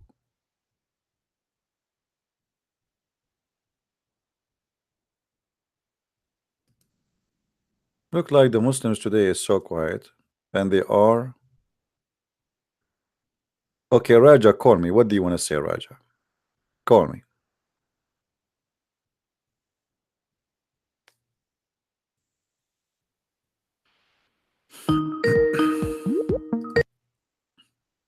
Yes, my friend. Hello, brother. Welcome. I have one question, brother. All right. Muslims often accuse that in Bible, where did Jesus said that I am God and worship me? Okay. But I have one question to them. If Jesus is really truly a man, then why did he accepted the worship? And also, when Thomas said, "My Lord and my God," why did Jesus did not rebuke Thomas when he is a true prophet? If from the Muslim perspective, Jesus is the true prophet. That means if Thomas confesses Jesus is my Lord, or Kurios Matthias Kai, my Lord and my God, why did Jesus did not rebuke Thomas? So that's the question that I have in my mind. If Muslim claims that Jesus is only the prophet, and if when Jesus knows the Torah and Injil very well, then he should have rebuked his disciple for worshipping and call him in God. So, brother, can you tell me, since that they only worship Allah, but I know in certain hadiths or I think in Quran also, where even the Muhammad is made equal with Allah. Means unless and until you believe, unless you put faith in Muhammad, you cannot be a true Muslim. Right, my brother? All right, thank you very much. I will answer about that, no So, problem. so yeah, please answer to me that, because I know a Muslim cannot be Muslim unless and until they give equal respect, what respect they give to Allah. So please clarify in this point, brother. All right. Thank you very much. Thank you, brother. Thank you, brother. We will show them. I do not need to quote tons of reference. Just one statement of Jesus is enough. When Jesus in Matthew, we can go to Matthew 22. When Jesus, he asked the Jews, he said to them, what do you say of Christ? What do you say of Christ? They said he is the son of David. All right. What do you say of Christ? He is the son of David. Then Jesus said to them, well, if he is the son of David, then how David, he says, the Lord said to my Lord, and here, by the way, you're reading translation, but in the accurate word, my Lord Jehovah.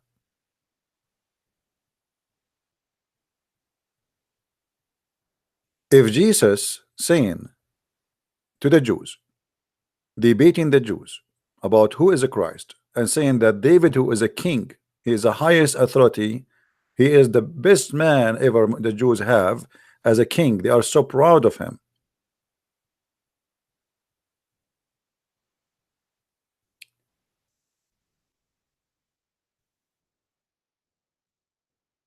Jesus saying to them, quoting from the Old Testament, don't call me please until I finish the topic.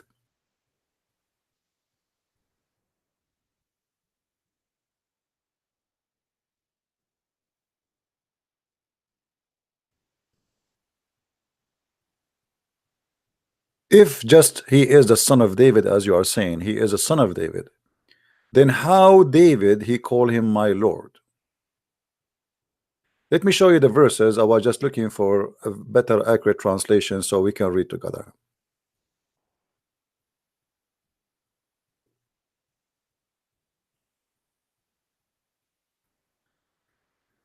But when the Pharisees heard that, he had silence, etc., and etc., and then he says, teacher, which commanded the written law is the greatest. Yeshua said to him, you shall love the Lord Jehovah your God. This is the greatest command. Then notice here with me that Jesus said, your Lord Yeshua, he said, your Lord Jehovah.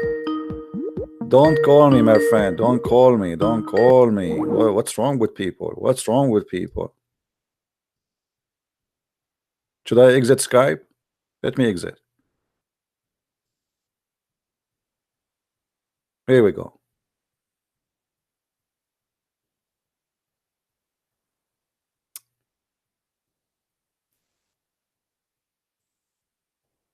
So you shall love the Lord Jehovah your God from your heart, from all your soul.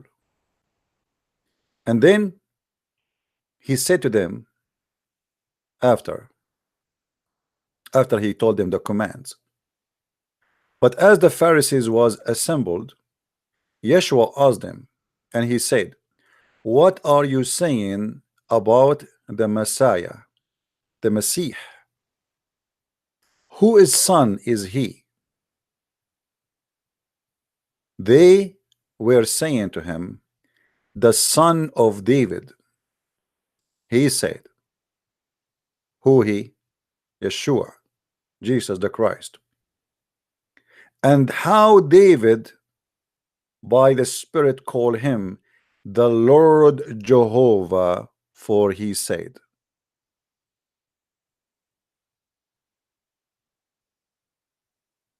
Do you see it, guys?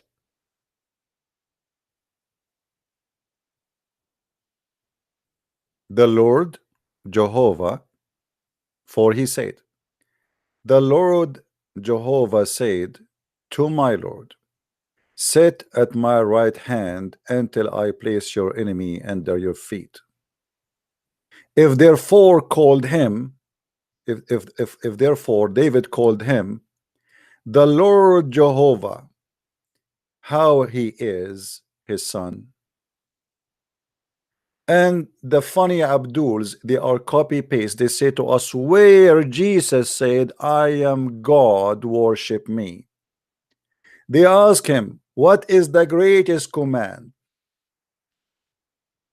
The greatest command is to love your Lord Jehovah, your God. And who is your God? The Messiah, the Christ. Do we need more reference? No, we don't. I will give you the link of the translation. This is the Aramaic. This is English translation of the Aramaic in plain English. All right. I will share the link with you in a second. Same time, I don't know how many of you watched my video yesterday. We showed the Abdul that Jesus, he created, according to Muslims, the children of Noah. He resurrected them from death, which means he is a creator. The Quran confirmed that Jesus, he created from the mud the bird, and he resurrect people from the death, and he tell you what you hide in your heart or in your mind or in your homes. And the Quran says clearly that nobody knows that save God. Nobody knows that save God.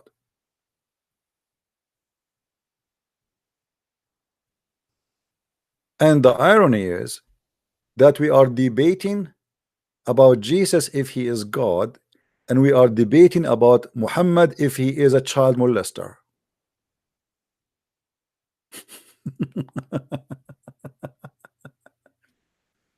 You know what I mean? Do you see the difference? Jesus is so good to the point we are debating about him, how perfect he is, to the point he is God. And Muhammad is so bad to the point we are debating about him as a thief, as a criminal, as a killer, as a child molester, as a liar. What do you say of that? And where is Jesus right now? He is in heaven.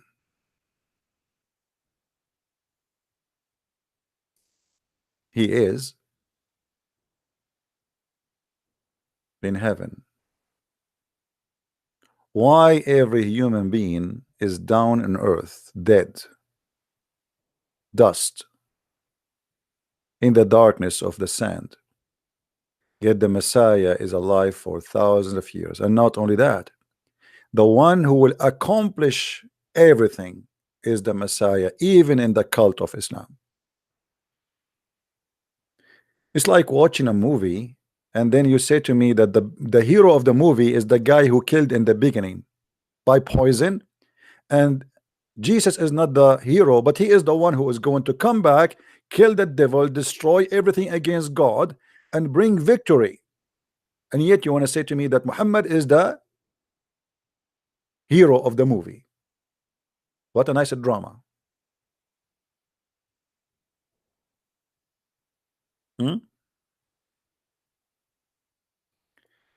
The Quran actually confirmed that the Muslims, they do not reject Jesus because Jesus is not accepted to be son of God.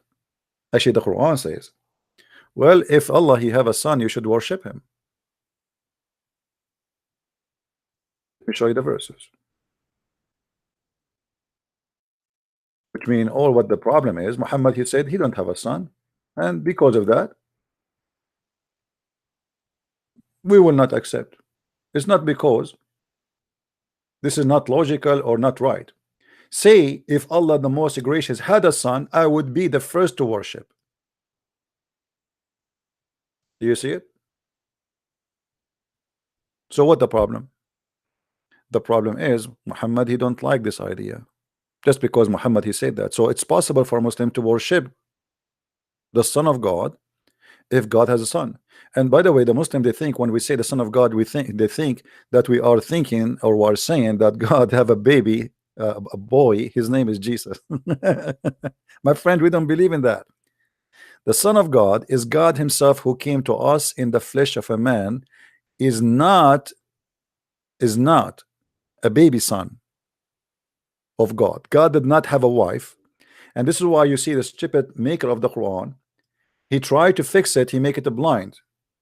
So he come with the logic saying, how Allah can have a son if you don't have a girlfriend? How Allah can have a son if you don't have a girlfriend? But who is the one who believed that Allah have a girlfriend? It is you, the Arab Muslims, who believe in that. And this is why you Arab Muslims believe that Allah have 3 daughters, which are from the conception of Allah having sex with the sun god. The moon god, Allah had sex with the sun god, and they have 3 daughters. They are Allat, Al-Uzza, and Manat al-Thalath al-Ukhra.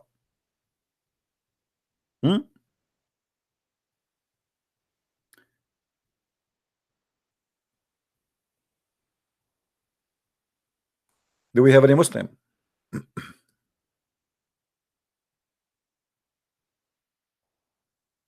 Actually, the Quran said in different verse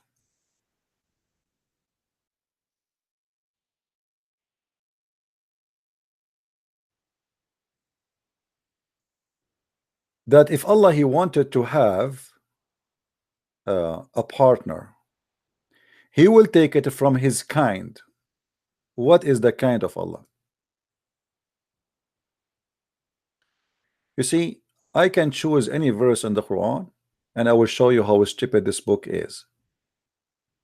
In chapter 21 verse number 17, it says the following: if it had been our wish to take just a pastime, and by the way, here the pastime is not a good translation because it's funny. What pastime? Allah will take pastime? What, Allah will go to this club, have some break? The word here, lahu, mean women. The Arab, they call women lahu, which mean fun. And we can show you that from the interpretation. لو أردنا أن نتخذ لهوا لاتخذناه من لدنا إن كنا فاعلين. If we would like to take a woman as a partner for fun, for sex, we will take it from our kind. Okay, hold on. The Muslim translation, they say, from the nearest things to us. I mean, this is the most stupid false translation ever. What nearest things to us? It says that. Let us go to the interpretation and get them busted. Actually, if we change the translation, you will see how the translation, just change the translator, you will find out how right away we Muslims are lying. Which translation we should go to? Ahmad Mirza Khan, Raza Khan, whatever. I don't know. I never heard this guy before. You see how the translation changed? If we willed to choose a woman pastime, we could chosen it from ourselves. Okay, hold on. How Allah want to take a partner from ourselves if he is one?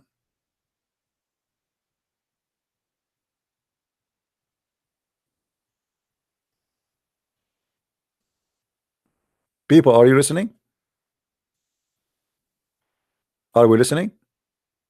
How Allah will take a partner from ourselves if he is one?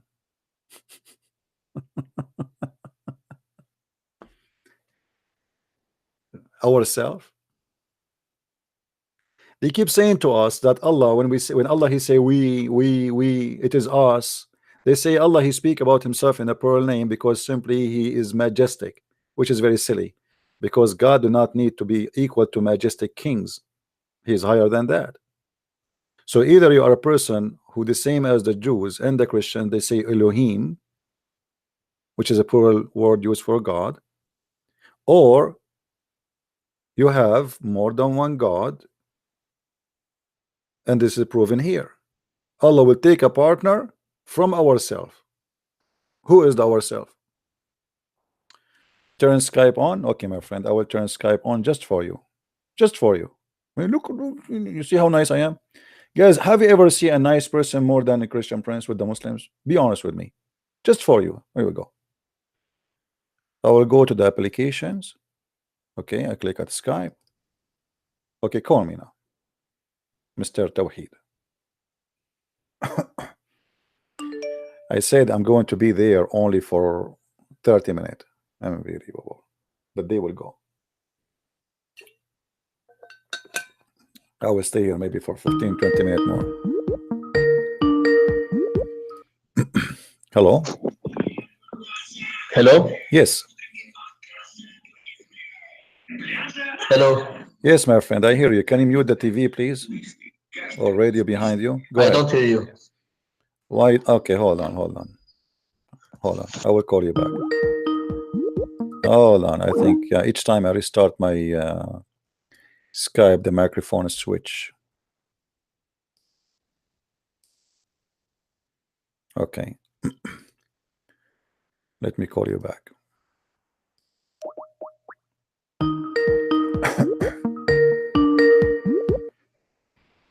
Yes, my friend, you hear me now? Yeah, I hear you. All right. You're a Muslim? Sorry.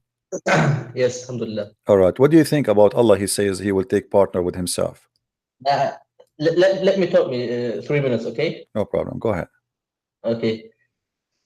God had a son. Go what? Right? God has a son. God having a son. Your God have a son? Yeah, you said. No, I God don't. No. Son. Where it says that? Where? You said God is the son? God himself, he came to us and we call him the son of God. That's mean God himself, he came to us in the form of a man. What does it mean? Cat has kitten? That's mean God. That's mean God. He took a form of a man. Let me answer. Explain to you. You want me to explain, or you want to just talk to yourself? God himself, he came to us in a form of a man. As simple as that. What's your problem?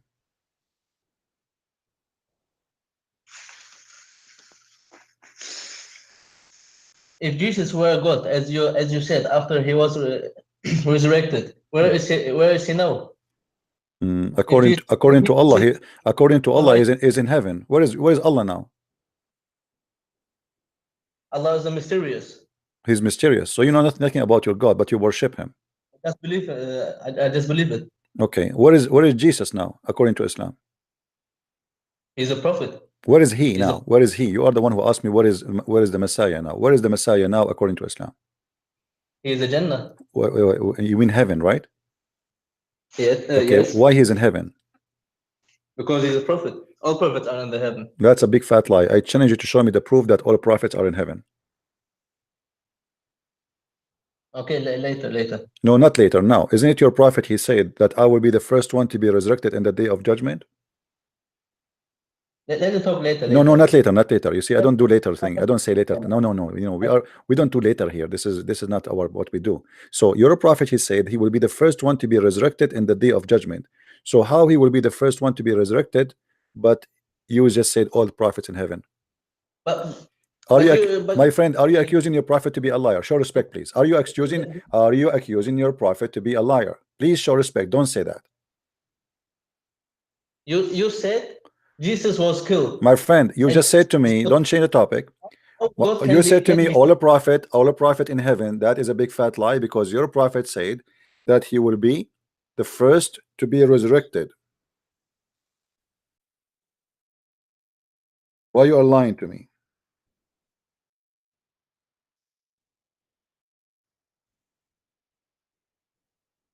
We will tell later. Later what? Why later? Why later? Because I will read later about it. Okay, let us go now here. The verse in the front of us in chapter 21.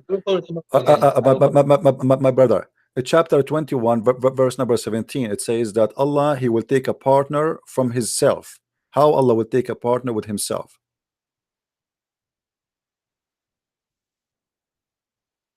I don't understand again. Well, the chapter 21, do you speak Arabic? No. Okay, I don't speak Arabic too, so now we are two. I speak Chinese. It says here, if we willed to choose a pastime, we could have chosen it from ourselves. Allah will choose a partner from ourselves. Who is ourselves to choose partner with? Allah will partner with who, which is from ourselves. Wait, and which verse? Chapter 21, verse number 17. Wait. 21? 21, 17. 17. Wait, Hmm. I will read it.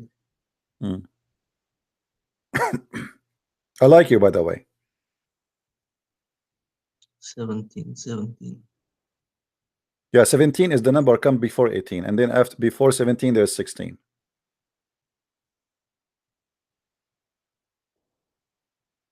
In Surah Al-Anbiya, right? So you speak Arabic? No. How you pronounce Anbiya if you do not know Arabic? I read in German. In German they make you pronounce the word correctly. Al-Anbiya. You can Al-Anbiya. you can say the letter Hamza in German. I never heard that German they have a letter Hamza. You just said I heard you saying Al-Anbiya. You speak Arabic? Come on, you no, speak Arabic. Okay, no I'm from problem. Pakistan. I'm not. You're from Pakistan. I'm from Pakistan too, my friend. I'm from Lahore. I'm from Lahore in Brazil. Okay, now read for me, brother. If we will to choose a pastime, we could have chosen it from ourselves. How that happen? You read another. Yes, another. Huh? Show me the screen, wait. I'm showing the screen. Guys, don't you see the screen? Is the screen showing or not? Yeah, the screen is showing. It's very clear. It's big and clear and shiny.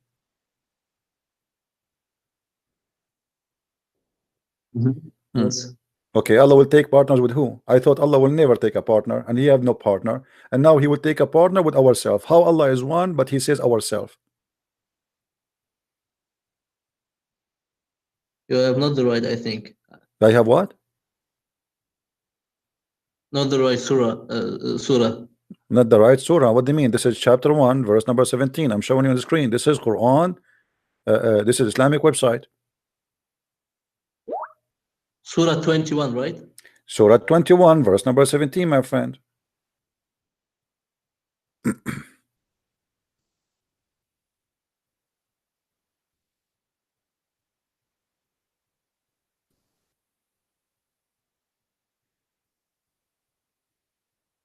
I can't understand it.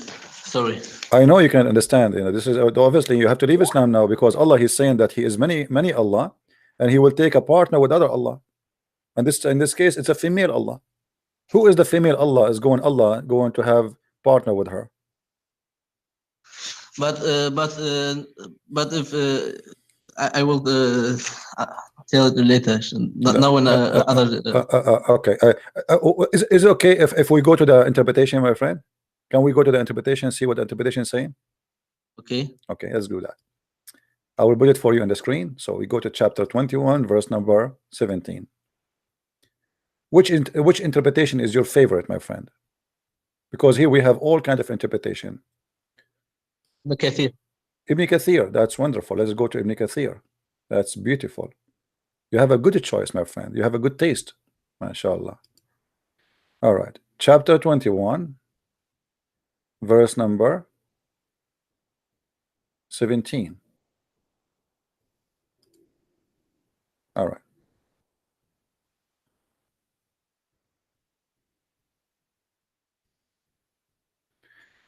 Had we intended to take a pastime, we could surely have taken it from ourselves if we were going to do that. All right. Had we intended to take a pastime, we could surely have taken it from us. Do you see it? This is Ibn Kathir. From us. Allah will take a partner from us, meaning from ourselves. He is saying we would not have created paradise and hell and etc. and resurrecting etc. and then in kunna fa'ilin if we are going to do so. Okay.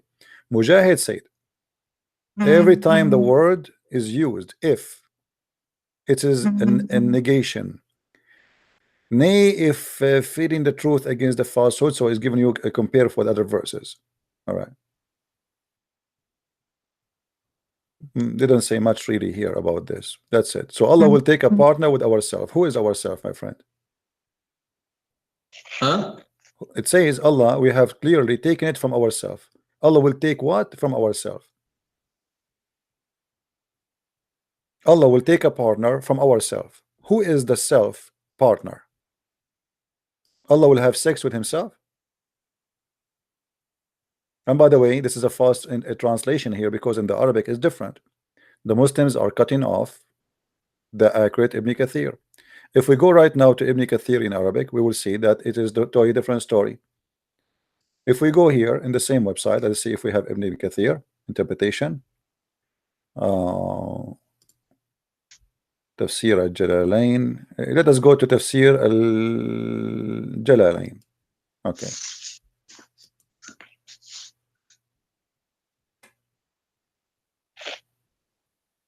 Read with me. It says, لو أردنا أن نتخذ لهوا, which is for fun, as a wife or a child, we are going to take it from ladinna, from ourselves, from the Hur al-Ain and al-Malaika. Let us see that in English so people they can read with us. All right, let us go here. In this time, I'm jahil. I can't answer. You are what? I'm jahil. I don't know about this team. You do not know. All the Muslims do not know. I never saw any Muslim he knows anything. You are just just additional Muslim. It's okay. Don't worry. It's okay. It's okay. It's okay. You will wake up tomorrow. You will wake up tomorrow and you will notice that you know, because you just spoke to me. Here we go. This is Tafsir al-Jalalain. This is Tafsir al-Jalalain. As you see, it's in English in front of us. Can you read for us? Wait.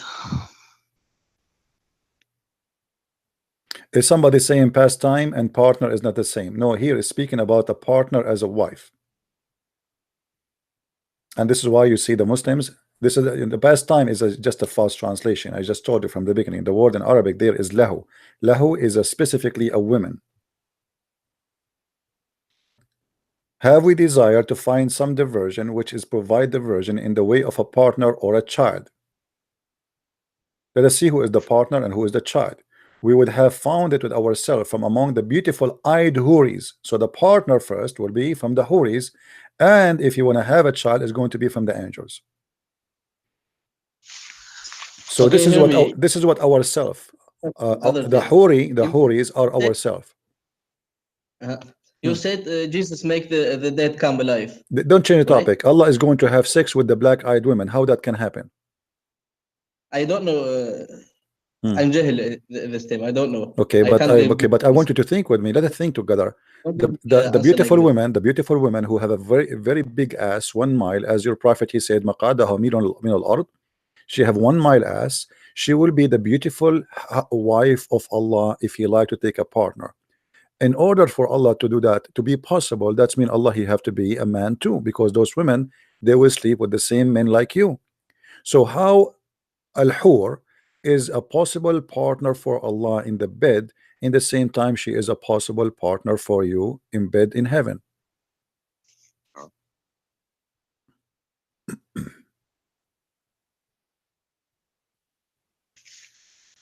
I can't give you an answer. I'm jahil in this team. I can't give you an answer. Okay, my friend, let me ask you a question. I want you to ask me a question to ask you, which means I want you to say to me, I want you to ask me this question about Islam. What question you like me to ask you? Yeah, I want to ask you. You said Jesus make the dead come alive, right? Yeah. And made the lame walk, and make the blind see. And okay, go back to the Old Testament on page 71. All of the miracles of Jesus were done. All of the miracles of Jesus were done. All of the prophets in the Old Testament. Really? Yes. Okay. Well, if this is true, that means okay. Do you believe in? Do you believe that? Okay, hold on. Okay. Okay, hold on. What about Adam? What about Eve? What Adam and Eve? What Adam and Eve? He resurrect people from death. Eve had no mother, and Adam has no father. That's a very good, smart of you. Adam, he have no mother. But my friend, how Adam will have a mother, but he is not born? Is Adam born?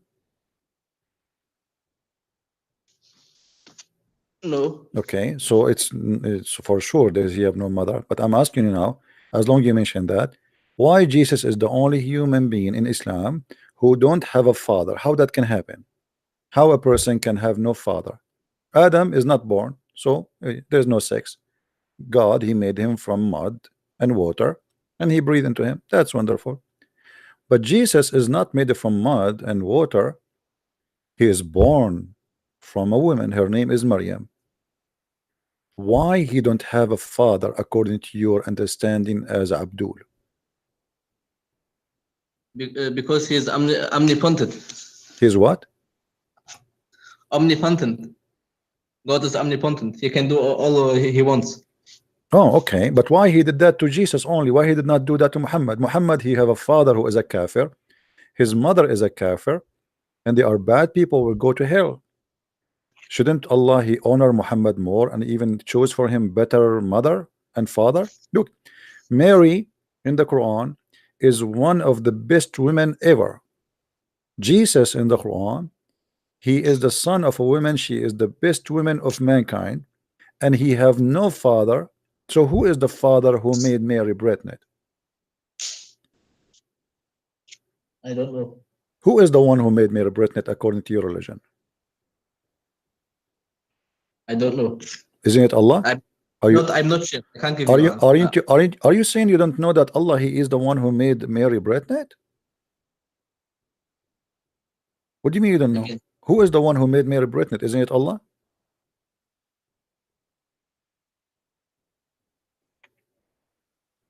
I don't understand you. Who is the one who made Mary pregnant with Jesus? Is it Allah? Who sends Jesus to Maryam? No. A woman, she get a pregnant. If a woman, if she sleep with a man, he have sex with her, and then she deliver a baby after 9 months. Okay. But in the case of Jesus, the Quran says that Mary, she slept with no man. Correct? So how Mary, she deliver a son, but yet she don't have a man? Who is the one who made her have the son? God. God, thank you. So the father of Jesus is God, because the one who made the women pregnant is the father of the child. If I make a woman hold on, if I make a woman pregnant, it's mean I am the father of the child. If you make your wife pregnant, if your neighbor sleep with your wife and he made her pregnant, that means he is the father of the child, not you, even though you are the husband. So who is the one who is the father of Jesus? You just admitted that this must be God. But now, if he as a father die, what happens with the family and the son? What father die? Allah will die. When Jesus died on the cross, it means that that the Father and the Holy is all died. No, that is the flesh. The flesh. You see, God is not a flesh. God became a flesh, and they killed the flesh, but God never died. You yourself, as a human being, when they kill you, if somebody kill you, like let's say you have a fight with your wife, and she is big and powerful, as most of Muslim women, and then she sit on the top of you, and she destroy your chest, and she killed you. That will not make you really dead forever, because simply still your spirit will be alive, and our God is a spirit. So our God never died. Jesus said, before Abraham, I am, which means his existence had nothing to do with him being a man. How can a God be killed? Nobody can kill God. You are right. Who can? Nobody can kill God. Who said that God? They killed the flesh of the man. I just told you. The Christians said they are saying, okay, they killed the man, which is Jesus, but they cannot kill God. This is why God he came back. It's called resurrection. So God he came to us and he showed us his glory. He showed us that he can overcome death. Not only Jesus he resurrect people from death, but he himself he come to us from death, which means they killed the man, but they cannot kill God. God came, he resurrect the body, unite with it, and came to us. He says, here we go, I am here. Okay. Other question. Okay, please don't make it hard. Please promise me you would not make the question very hard, because I am jahil. Jesus pray yes, okay, to God. Jesus pray to but he prays to himself. Why? Okay, that's a good question. There is a debate happened just a few weeks ago between a guy, his name is Muhammad Hijab. Do you know him? No. He have a debate with a brother, his name is David Wood, and he said that Allah he pray for. So I will go with your logic. We as a Christians, we believe that Jesus he speak to the Father, because we believe in the Trinity. The Son speak to the Father, so it makes sense. When Allah he pray in the Quran and he say Allahu wa malaikatahu yusalluna ala nabi, Allah and the angels they pray for the Prophet. Allah he pray for who? But this is dua. What dua? Allah is making dua? That's wonderful. What is dua? Dua means supplication to God. So Allah making supplication to God? Wait, show me. Show me. Oh, come on, my friend. What do you mean show me? You just said, you just answered me. You said Allah is making dua. Allah making dua. Dua means supplication. So Allah making supplication to who? To his, it was a mistake. All of you do mistakes. I mean, I don't know what to do. But now, my friend, I don't know. Wherever I go with you, you do not know what to say. But let me tell you something here. Who is the one who told you that Allah is exist? Huh? Who is the one who said to you that Allah is a God and He is exist? Where you heard this first time?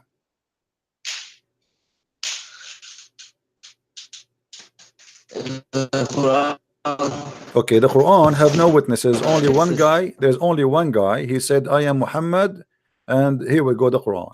Do you accept something without witnesses? Who is the witnesses for the Quran? In Islam, if a woman commit adultery or a man, you have to bring 4 witnesses. Correct? Okay, so how just for a silly stuff like adultery you need 4 witnesses, but for the word of God you have no witnesses? What is the witnesses of Muhammad receiving Quran from Allah? Do we have a witness? I don't know.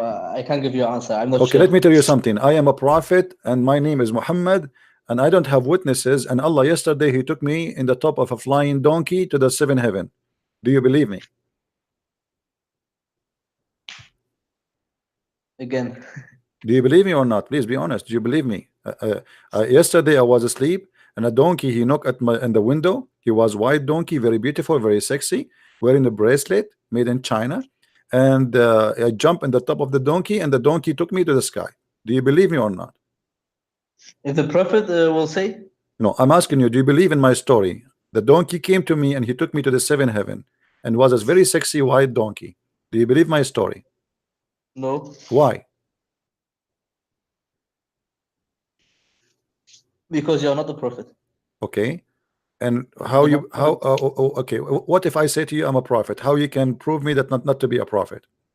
How you will know if I'm prophet or not? Okay, I will say to you I'm prophet. How you will know if I'm telling the truth or not? You have no, you have not the holy book. I don't have a holy book. No, I have a book. It's called the Burqan.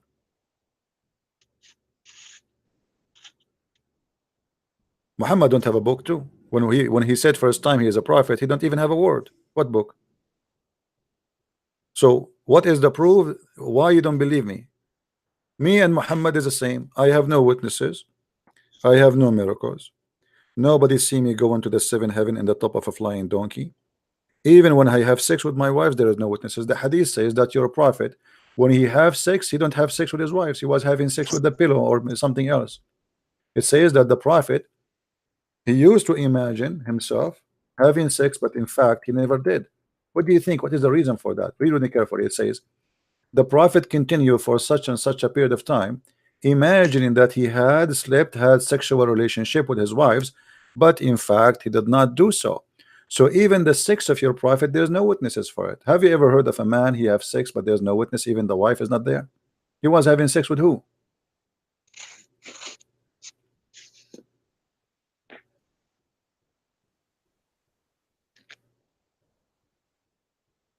I don't know. Maybe watermelon. There's a guy in the text he's saying watermelon, because in Islam you can have sex with watermelon. Temporarily marriage. So how we can trust Muhammad if even his sex was fake? How we can trust that this guy, it says here, imagining. How you can trust Muhammad to be a prophet of God if he is confirming to you from your authentic resource that he is imagining, even his sex is fake? Allah in the Quran told us. The Quran told you. Okay, my friend. By the way, I notice you are very smart and very educated. I'm very thankful that you call me. Feel free to call me some other time from time to time. I have a question. I have a question. I'm afraid to answer to answer you because your question is really hard. Look in the Bible. Jesus never said, "I am the son of the God." He never said that. Yeah, David is called the son of the God. Abraham is called the son of the God. Adam is called. He is called where is called that? Where? Hold on. Okay. Do you believe? Hold on. Do you believe that? Okay, hold on, Abdul. Do you believe that Abraham, he said he is son of God? Do you believe in that? Do you believe that Abraham, he said he's son of God? I don't know in the Bible. No. Which Bible? The Bible of Allah or the Bible of who? In the Bible. Which Bible? The Bible of Allah? Yes. Okay. Which verse in the Bible of Allah it says that Adam, he said he is son of God? I thought you Adam is called the son of God. Wait. Okay, hold on. Which Bible it says? It says you said the Bible of Allah saying that. Show me in the Bible of Allah Adam said he is son of God. Wait.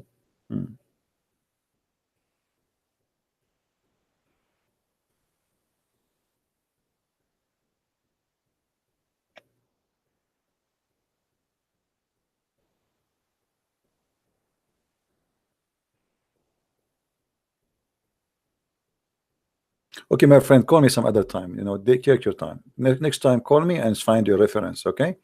And read the Bible of Allah. All right. Thank you for calling. Take care. No, it's okay. I'm done with you. I'm afraid if I speak to you for long, I will become like you.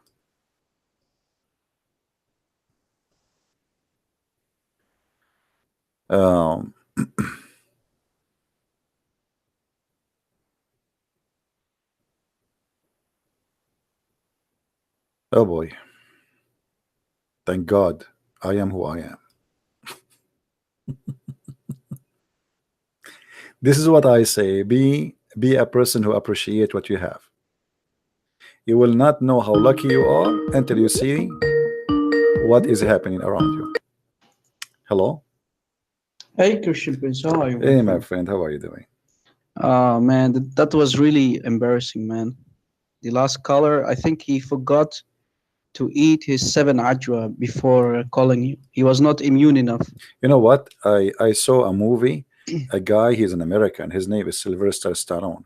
He ate 7 ajwa before he go in the war, and everybody was shooting at him. Yeah, and nothing was got happening. all the kills, right? He didn't got killed. He got all the kills. I mean, the bullet, they were coming down, and like he not only that, his gun never get empty just because he ate 7 ajwa. True story. Sahih Bukhari. Oh man, this is really something. There's a guy. There's a guy in the text. He's saying, "Stop lying." He's a Muslim. Are you a Muslim, Mister Near 7? Are you a Muslim? Call us. Call us if you are lying. Show us how we are lying, my friend. No, he's not a Muslim. The other guy, you banned him, I think. Okay. It's a waste of time. I read in the text. So yes, brother CBC, he told that in the text. He's a waste of time. So yeah. So you know about chapter 21, ayah 17. You were talking about us, you know, from our kind. Even if you go to chapter 6, ayah 101, it's clear. It says sahiba. Sahiba of who? Girlfriend of Allah. Right. So you have 2 ayahs. It's mentioning that if Allah wants, he can have sex with either Jibreel. Maybe Allah likes man, you don't know, right? Maybe it can be Jibreel, maybe it can Huri. You know, so yeah, and who is us? Who is us? Is Allah will have sex with angels, or he will have sex with someone who is on his level? I mean, another God. So clearly in Islam, you have many gods. You don't have only Allah, because it says us. Us cannot mean angels. Us cannot mean Huri. So Muhammad got himself busted, and he got Allah busted, right? Yeah, and the Quran confirmed that the word ladunna mean ourself. Yes. Actually, ourself and our kind. Not just, it's like from me as a part of me. Is not just a statement of someone. Oh, we have a Muslim. Forgive me, my friend. Okay, brother. Okay. Hello. Yes, hello. How are you, my friend? How you doing, man? I'm all right. You are a Muslim? Yes, alhamdulillah. Alhamdulillah. What alhamdulillah mean? It means all praise to God. Okay. So how come in the Quran in chapter 1 verse number 2 Allah he say alhamdulillah? Because God does what he wants, but that's not what I'm no, about. Hold on. How Allah he saying alhamdulillah if he's Allah? He's Allah. Allah, he say Alhamdulillah. Because when he says it in the Quran, he's teaching people to say that. No, you know, where it says he is teaching, show me please. I want to see it. Where it says that Allah, he was saying to you, say. He did not say the word say. In the Quran, I can show you many places when Allah want to say, he say the word say. Here there's no say. It says Bismillahir Rahmanir Rahim, in the name of Allah, the most merciful. Why Allah? He is Allah, but yet he say in the name of Allah. And then he says, all praise be to Allah. Okay, Allah is praising Allah. And then he says Ar-Rahman Ar-Rahim. Why he is repeating the same sentence he just said in the first verse? He just said that already. Why you want to say it again? And then he says Iyyaka na'budu wa iyyaka nasta'in. You alone we worship, and you alone turn for help. How Allah he says you alone? The Quran is miraculous. It's because it's been designed for humans to memorize. Like, man, that's okay. The gospel. Well, okay, okay, my friend. Okay, are you saying to me that memorizing the Quran, proving the Quran to be a miracle? No, I didn't say that. Okay, did your prophet forget the Quran? What? Did he forget the Quran? Yeah, I don't know. I wasn't there. All I know. No, but you are saying, but you are saying that memorizing the Quran is a miracle, right?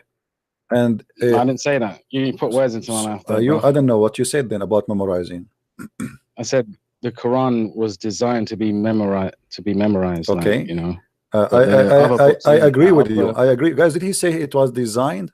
It was designed. So it's not designed to be the book of wisdom. It's just designed to be memorized. It's like a rap song, correct? No. But it says a stupid thing. There's much wisdom in there. Okay, as well, let us see. Okay, I want you to show me one verse on the Quran teaching wisdom. Go ahead. It's everywhere. Every verse. Okay, as long as you don't want to choose for me, I will choose one for you. What about we do this? The Quran says that Allah, he said that the night of Al-Qadr is better than 1,000 months if you pray in that night. Do you agree with it? Yeah, I've heard that before as well. Okay, actually. what is the wisdom behind that? It's a holy month. It's a holy month. No, it says a night, not the month. The night of the power is better than 1,000 months. What is the wisdom of that? What do you mean? What's the? It's not. You said this is the book of wisdom. You okay, you are a Muslim. He is a Muslim. That night is a powerful night. Okay, but did Allah even told you which night it is? No, I don't think he did. Okay, so how you will know which night it is if Muhammad himself do not know which night it is? He just didn't want to tell people because he people did not would know? just focus on that day. He did not know, so he's hiding it. Why? I told you because he didn't want he wanted the people to sanctify the whole month and be righteous in the whole month. If he told the people one day, so Allah is saying to you, there's a night of Al-Qadr and it's better than 1,000 night, but the Muhammad, he did not tell us. But isn't it Muhammad, he said that this is the night when he received Quran? Yeah. Okay. But as I say, that's mean this is, should be known to everybody. Not listening to me, man. I am listening, my friend. I'm listening. Why my friend? If he told you the exact day, okay, nobody would bother with the rest of the month. They'll just do that day. Let me ask you, did your prophet try to tell you, but he claimed that he forgot when it is? I'm not sure about that. Okay. But yo, can I ask you a question? What if I show you that he forgot? I don't know, but what can I ask you a question? Though? But if you forgot, does that mean your prophet is making things up? You don't let people ask you questions. Okay, go ahead. We are talking, my friend. We're talking. Okay, go ahead. What do you want to tell me? Ask me the question. Please don't make it hard. I'm just saying, because you guys always criticize the Quran and that, yeah. But what about the origins of the gospel and how they came about? Okay, what about it, my friend? Tell me. Like Emperor Constantine and that, and the Romans, they're the ones who hijacked the true Injil and stuff. Okay. Well, let us see if this is true. Let me ask you a question. Does the Quran mention that Jesus, he have apostles, and he mentioned your Islamic mentions, Islamic books mention John and Paul and no, there's no Simon. John and Paul. This was Roman stuff, man. No, there's no. Okay, so is Paul called John and Paul? And okay, there's no books. Stuff. Okay, there's no books in Islam speaking about Paul. I've never heard of it, but okay, I'm asking Paul, you. I'm repeating the question. Don't tell me. John, Okay, you are asking me, my friend. You These are asking, Roman people. my friend. You are asking That's me. what I'm trying to ask you. My friend, yes, I'm asking you too. You said that Paul is a Roman, right? Did you say that? Paul is a Roman. Yes, he is. Okay. He's Roman. So how the Quran speak that Jesus he have 3 messengers, and the interpretation of the Muslim says that the third was Paul. No, it doesn't mention him by name. Well, here we go. Chapter 36, verse number 14, and we can read the interpretation. Do you know Arabic? No, I'm not. I'm English. I'm okay, English. who are they? Those 3 messengers which sent by Jesus, and they are messengers of God. We don't know. They weren't mentioned by name in the Quran. So no, my we friend, can only we know. speculate. No, we know. It's not a good thing do to you do. Do you believe in Ibn Kathir? Do you like me to show you Ibn Kathir? Which interpretation like me to show you? Ibn Kathir, he wasn't infallible, so we okay, can't. Ibn Kathir is infallible. Guys, Ibn Kathir is infallible. Who else? Who else? What? Who else? Okay, how we understand the verse now? We have a verse speaking about 3 messengers. They are the messengers of Jesus. How we will know who are they? Does it specifically say it was messengers from Jesus, though? Yes, it says that. It says that. Because this is the city where they are the messengers of Jesus was sent to it, and they did miracles in the name of Jesus. Oh, I don't know about that, man. Okay, you tell me. Okay, which interpretation? Which is the interpretation you accept as a Muslim?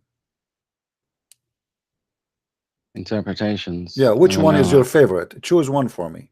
There's no way. I don't have a favorite, man. Like no problem. But you as a Muslim, when you want to learn about Islam, which is the interpretation you like to read it from? I don't read. What do you mean you don't read? You don't like to read? No, I don't. I get my information elsewhere. Where do you get your information from? Because there's no point reading an English Quran, because when you translate the word of God, it loses all its panache. So, but do you know Arabic? Okay. Do you know Arabic yourself? It's like, no, I don't. Okay, there's no point. If I knew Arabic, I would read the Quran. Okay, my friend, you just said something. You just said something very important. There's no point to read the translation, but you do not know Arabic. How you will know your religion then? That's why I just listen to scholars and listen to many Thank scholars. You very much. Guys, he just said he listened to scholars. So what the scholar you like me to read for you from? Why you refuse to give you what the scholar they say about the verses we mentioned to you? You just said everybody heard you. No, your point is very clear. You just said that you listen to scholars to learn what it is about. So what is the scholar you like him to read for you from? Speaking about the chapter 36, verse number 14. What is the scholar your favorite? I don't have a favorite, man. Okay, no problem. Then we have to choose anything. Okay, the thing is you're trying to avoid. The thing is you're trying to avoid. Here we go. Hold on. I will show you Ibn Kathir. Ibn Kathir, this is your friend. You Muslims, you like him very much, even though he's lied a lot. But here we go. This is Ibn Kathir. All right. Let's hear it, man. And we will go to the verse. Okay. But you see, you're gonna read the verse with a negative eye. I am not reading. No, you read it for me. No problem. I'm showing in the screen. Everybody can see. I will not read for you anything. Can you read it in its original text and then translate it though? Don't. This is the Muslim translation. This is the Muslim translation. If I read it for you in its original text, you will say to me, I'm making things up. Yeah, but you speak fluent Arabic, right? No problem. I will read it for you in Arabic. No problem. Here we go. It says here, just to show everybody, we supported them, we string them with the messengers. Ibn Jurayj narrated from Wahab ibn Sulaiman, from Shu'aib al-Jabi. The names of the first 2 messengers were Sham'un and Yuhanna, and the name of the third was Bolos, which means Paul, and the city was Antioch. What do you say? Wait, how do you know that's Paul though? Well, it says there, Bolos. This is the way we say it in Arabic. We say Paul, we say Paulos in Arabic. So Yohanna and Sam'un, which is mean Simon Peter. Paul. Okay. Can I just ask you though? Yeah. Paul never saw Jesus in his life though. My friend, you see, you explain to me now why the Muslims believe about Paul. And Jesus in the Bible, no, Jesus he appeared to Paul when he was in the way to Damascus. So yes, he appeared Yeah, I to them. know, but he never saw him in the flesh. Okay, my friend, Muhammad, he So never how saw does he know Jesus. any of Muhammad, his he never teaching? Muhammad, he never saw Jesus. He came 600 after Jesus. How he talk about Jesus? Because the angel Jibreel told him. Okay, the angel truth about Jibreel, he never met Muhammad. Jesus. He never saw Jesus. How you know that Jibreel even exists? What is the proof that Muhammad he saw Jibreel? Isn't it your prophet? He It's a says that proof. Jibreel is a guy. His name is Dahya al-Kalbi. He appeared to him in the image of a guy. His name is Dahya al-Kalbi. Your prophet in Sahih al-Bukhari says that the prophet, he used to imagine himself having sexual intercourse with his wife, but in fact he did not, because he was bewitched. How you can trust? This is because someone did some evil spell on him. Okay, And thank you very spells much. are real in What this is world, right? is this spell? Is this spell coming from the devil?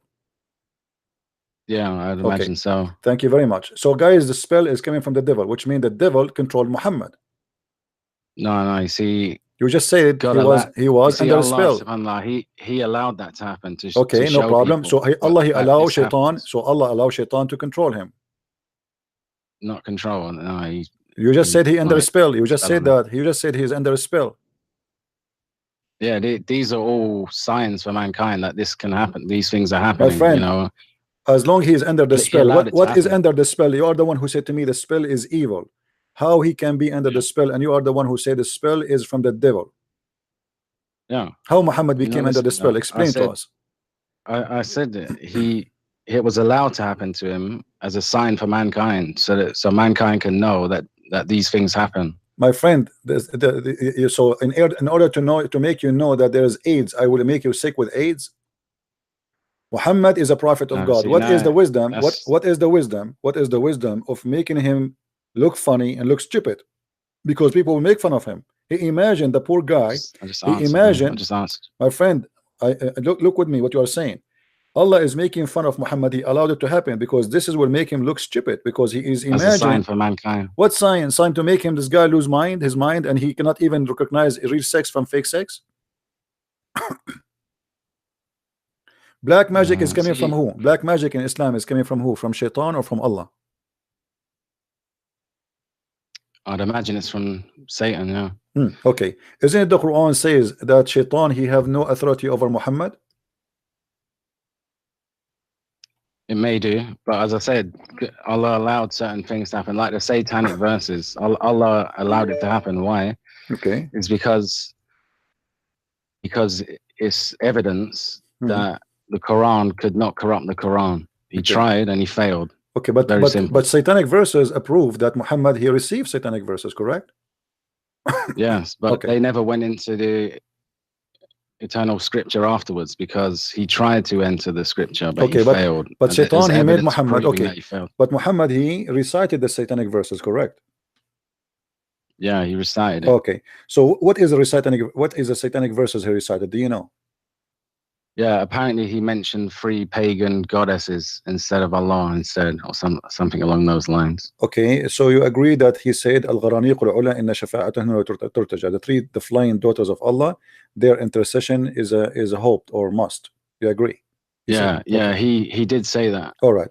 Now it was a sign for mankind to show you that Satan tried to. That's have wonderful. A hand in the Quran, okay, but let me ask you here a question. You Muslim, you say that nobody can make Quran, correct? Nobody can make the Quran. Nobody can make Quran like the Quran of Allah, correct? Yeah.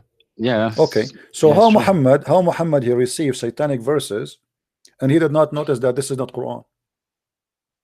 It's because it was a Quranic verse. He put the Shaitan and deceived him into putting 3 different names. It was still the Quran. It was just 3 names different. My friend, that is not the problem. What I'm saying to you, how Muhammad did not notice that this is not Quran. If the Quran is something, I mean, who can know the Quran better than Muhammad? Muhammad is a prophet. Okay, so how Muhammad did not notice when he spoke the satanic verses, he did not notice that this cannot be from God. How Muhammad, he mentioned the 3 daughters of Allah, Al-Lat and Al-Uzza, and he bowed down worshipping them, but yet he did not notice that he is doing something wrong. How this happened? I told you, Allah subhanallah allowed this to happen to prove to mankind that Shaitan tried to enter the Quran but failed. How I know? There's no hand of Shaitan in the Quran. Let me ask you. God. All right. as long you agreed that Shaitan was able to give Muhammad satanic verses, what is the proof that the verse itself, which it says Allah will delete the satanic verses, is not made from Shaitan? Because if Muhammad can receive first time satanic verses, well, Shaitan, he will give him another verse saying, okay, whatever verses Shaitan gave you, we will take it off. I hear that, but the angel Jibril came and they took it off, you know, and it proves that the Quran was watched. I thought the one who preserved the Quran is the Muslims, not Jibril. How Jibril can take off? He came when the messenger was here. Okay, but I know, but Jibril, he took it from who? He took it from the chest of the believers, because the believers, they memorize it by their chest. You are the one who said to me the Quran is designed to be memorized. The angel Jibril alayhi salam, he came to the Prophet and the Prophet told him that he made a mistake. The Shaitan made a mistake, and he gave him the true verse after, you know, to prove that Shaitan couldn't enter the Quran. What is the proof that Jibril came to Muhammad? If there's any witnesses?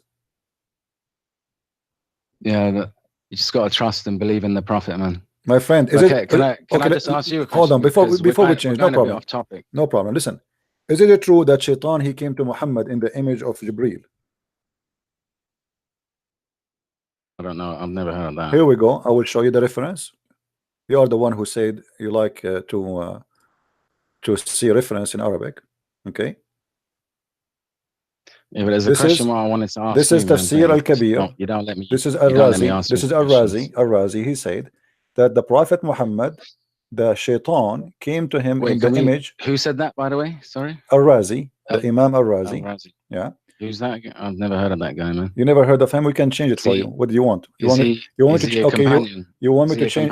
No problem. Do you want me to change that for you? Al-Baghawi. You heard of Al-Baghawi? What are these companions, though?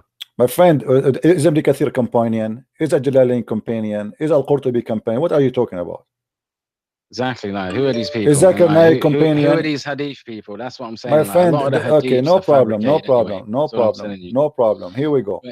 Okay, here we saw it. Just read with me. Hold on. وقيل أن الشيطان يقال له الأبيض عمل هذا العمل. So Shaitan, it's called the white. He made that for him. Why he is the white? Because simply he took the image of Jibreel.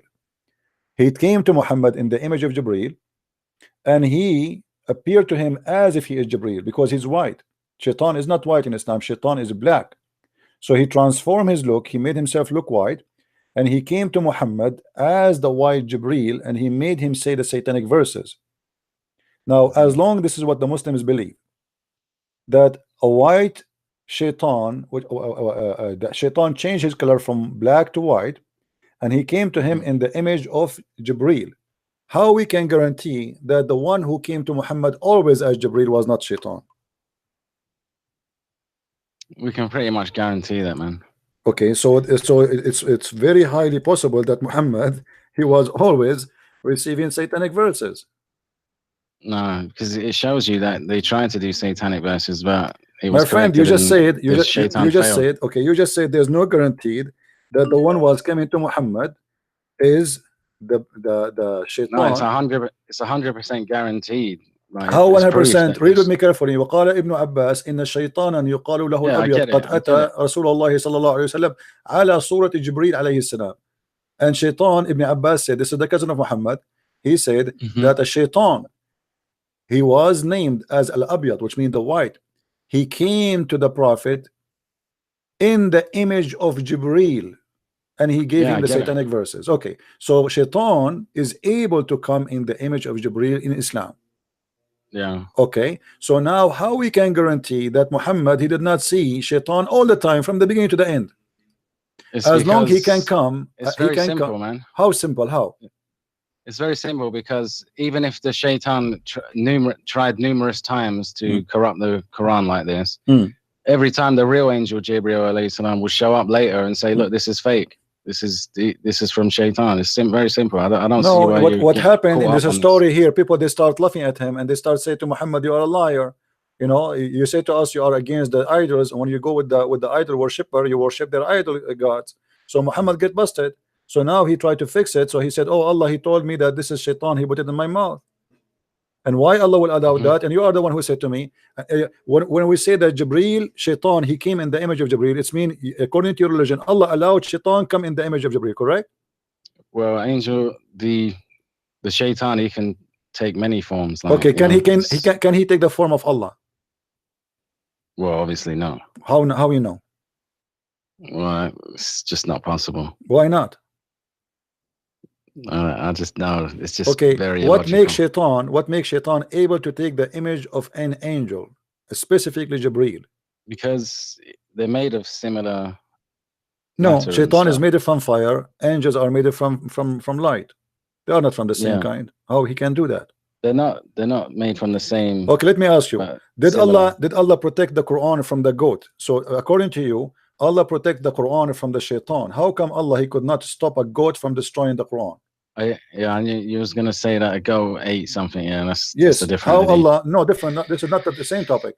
Because if Allah can fight a Shaitan, at least he can fight a little tiny goat who is not a Shaitan. How the goat ate the Quran and the Quran disappeared? Maybe Allah. It's very simple. Maybe Allah subhanahu wa ta'ala wanted that verse to be taken away. So you are saying Allah he sent this goat as a messenger, and maybe she is Jibreel too, and he ate the goat. No messenger. He just told his creation to go and eat it. You know no problem. But you are saying to me that this goat, she is doing the order of Allah. That will make her a messenger and servant of Allah. She is working for Allah as an agent. She went inside the house of the Prophet. She ate the Quran, and she is doing a service for Allah. Why Allah need to send a goat to eat the Quran? It was maybe the verse Allah subhanahu wanted to abrogate the verse. He abrogated by goats. In Islam, you abrogate verses by goats. Do what he wants. Okay. Can I ask you? Can I just quickly ask you? Hold on. Allah he do whatever he want. How come Allah he do whatever he want when you want, and Allah he don't do whatever he want when you want? As an example, you say that Allah cannot have a son. Yeah. Okay. But you just said to me, Allah he can do whatever he want. Well, this is the thing. Why would he need to make a son when he can create a man just by snapping his fingers, for an example? Here we go. He can destroy the Quran, but the verses by snapping his finger, but he sent a goat. He can protect the Quran by snapping his fingers, but Shaitan came in the image of Jibreel. Yeah, but he does it. And by the way, by the way, how did you just saying that Allah by snapping his finger he can do that? You are agreeing that Allah has fingers, right? That was metaphorically speaking. No, this is not true. Allah have 5 fingers. You want to show you the reference? Yeah, no, I agree. I agree that. So Allah have 5 fingers. Let me ask you, why Allah have 5 fingers? Why Allah have 5 fingers? Because he created mankind in his image. No problem. It's very simple. He created guys. He created mankind in his image. So you agree now that Allah image is the same as image of a man. It's in a similar image. Yeah, he created us in his image. So Allah is a man. It's in your Bible as well. So Allah is a man. No, he's not a man. He's a internal being, but he created us in his image. So I look like Allah, correct? No, we don't. You just said we have similar. You just said this is in my Bible. You are quoting. You are quoting what is in the Old Testament. And things. You are quoting what is quoting in the book of Genesis. That God he created man in his image. Correct? Okay. And actually your prophet he said that in the Hadith. I can show it to you. So Allah have the image of a man. So Allah is a man or not a man? No, we have the image of Allah. Allah created us in His image. So we are in the image of Allah, and we are men. And we look like Allah. So he look like us and we look like him, but he's not a man. What we call him then?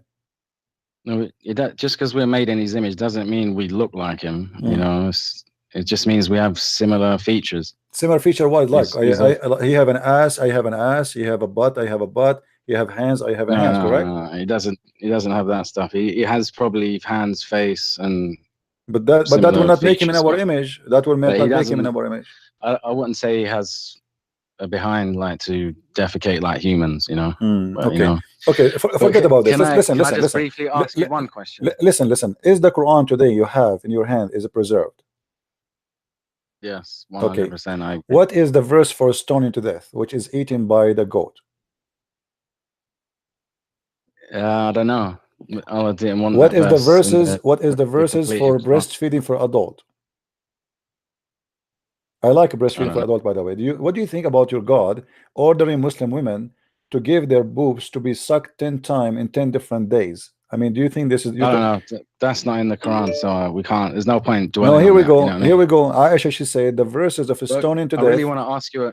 I really want to ask friend, you a question why about are trying Bible. to escape the problem? I'm not. Why? Because I've answered a lot now. I just wanted to get one from you. No, I want to know one thing from you. What kind of wisdom? You said this is the book of wisdom since you called me.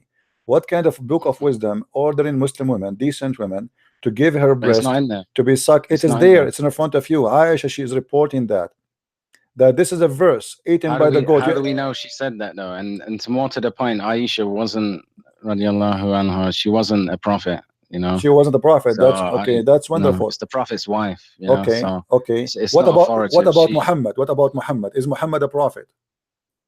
Yes, he is. Of course. Did Muhammad? Okay. What if I show you Muhammad saying to the women, "Go and give your boobs to the strange man"? You see, you see what I'm saying? You always go to the hadith to try and corrupt. What I will do, I will go to Allah. I will go to Allah. This is the hadith of your prophet. Your prophet says that. What the problem? Isn't it your prophet? So what I will show you, how you can trust that. How do we know he said that? How do we know he said that? Because this is Sahih Muslim. This is Sahih Hadith. This is Sahih Muslim. My friend, are you aware of the hadith? I am aware. I'm aware. I'm aware of the scam of the hadith. I'm aware. I'm aware of the scam of Islam. I'm aware, my friend. Can I tell you one hadith though? He said that Prophet Muhammad said, he said, if anyone makes hadith about me, or something along these lines, like he doesn't want anyone to make hadiths about him. Okay, let me show you how stupid what you just said to me, with my respect to you. If you're a prophet, he just said, don't make a hadith. If you write hadith about me, you have to, because you know it's going to get hold on, my friend, hold on. If he said, if anyone write a hadith about me, he should erase it, correct? Yeah. Okay, how the stupid one who wrote the hadith which you are reading for me, he wrote the hadith. If he just said don't write hadith, how you write the hadith itself about that? I just said to you don't write hadith, and then you write a hadith says the prophet, he said, if any one of you make hadith, erase it. How you write? A lot of hadith. My friend, this is not a story. This is not a story. I just told you don't write hadith, and then you write a hadith saying the prophet said, in the said, etc. He just told you don't do that. He's telling you don't write hadith because he knew. I know this is not the question, my friend. He told you not to write the hadith, but the guy he wrote the hadith. I understand. Okay, so how this is stupid? You know, you have to admit that Islam is infected with stupidity. If the guy he said to you don't drink camel urine, and you said the prophet says to us don't drink camel urine, and you are drinking the camel urine at the same time, this is exactly what he's doing. So see, look. Yeah, bro, can I just say, everything you're against here is just pure hadith. But are you at all against anything in the Quran itself? Everything in the Quran is stupid. Name for me one chapter in the Quran is not stupid. Name one thing for me. Let me ask you. Let me ask you how Allah created a human being in the Quran. What, from like dust and clay and etc. Okay, did he mention alaqa? Did he mention that he created you from a congealed blood? Is that true? The blood cell and that, yeah, something like that. I can't remember off by heart. I'm not. Okay, I'm not how your God he makes such a mistake? He says that he created you from a congealed blood. The sperm will transform into a congealed blood. How your God? That's not entirely true, man. Because there are doctors who have read the Quran and was amazed by how. Who are the doctors? They are not. They are reading translation, false translation, my friend. I am an Arab. You cannot do that with me. And this is the translation in front of you. This is done by Muslims. It says, and we have the sperm into a clot, a congealed blood. Then the clot was made in a lump. Not it says here fetus. There's no fetus. And then we made the lamp of bones and close the bones with the flesh. How in the world your God he makes such a mistake that the sperm became a congealed blood? It's not a mistake, man. It is a mistake. I mean, like doctors of what doctors? They are, my friend. Those doctors, they do not know what is written there. The Muslim, they lie to them. They translate the word. No. They translate the word alaqa as a leech, which is false. Alaqa is a congealed blood. I saw the videos as a scam. And here we go in front of everybody, my friend. In front of everybody. Choose for me that interpretation you wish, and I will show it to you, and you will see how stupid the mistake is. Which interpretation you like me to show you? Can I ask you a question though now? Why you want to jump from a place to place? Why we are jumping like monkeys, me and you, from a place to place? Why we cannot focus? Let us focus on this.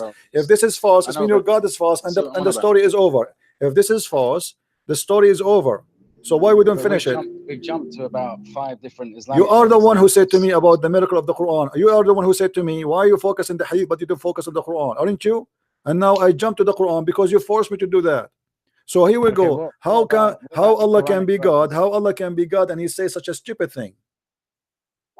Well, to you it might be stupid, but to thousands. No problem. doctors Prove me wrong. already Prove me wrong. converted to What Islam. interpretation you like me to show you about this verse? What interpretation you like me to show you? I want to ask you something about Paul. My friend, you do not know who is Paul. I just showed you that you Muslims believe in Paul, and I showed you Tafsir Ibn Kathir. I can show you Al-Qurtubi, I can show you Al-Tabari, I can show you Jalalain. Paul is a messenger of God, and you Muslims are copy paste. How you know? How you know? Who is the one who told you? Let me ask you. You are the one who said to me a second ago. I said Aisha. She said. You said Aisha is not a prophet. I want you to show me one hadith from your prophet saying Paul was a bad man. I'm not saying he's bad. Like, this is not a question. This is not a question because you are attacking Paul, right? Okay. Why Muhammad did not say Paul is the bad person? It's because he was told to do something and he did it. He was busy worshipping the 3 daughters of Allah. He was busy having sex with his wives. He was busy having sex with the pillow. He was under the black magic. He was bewitched. But he have no time to tell us to. He have no time to say to us that Paul is a bad person. I'm not. I just want to know. I just want to know your opinion on it.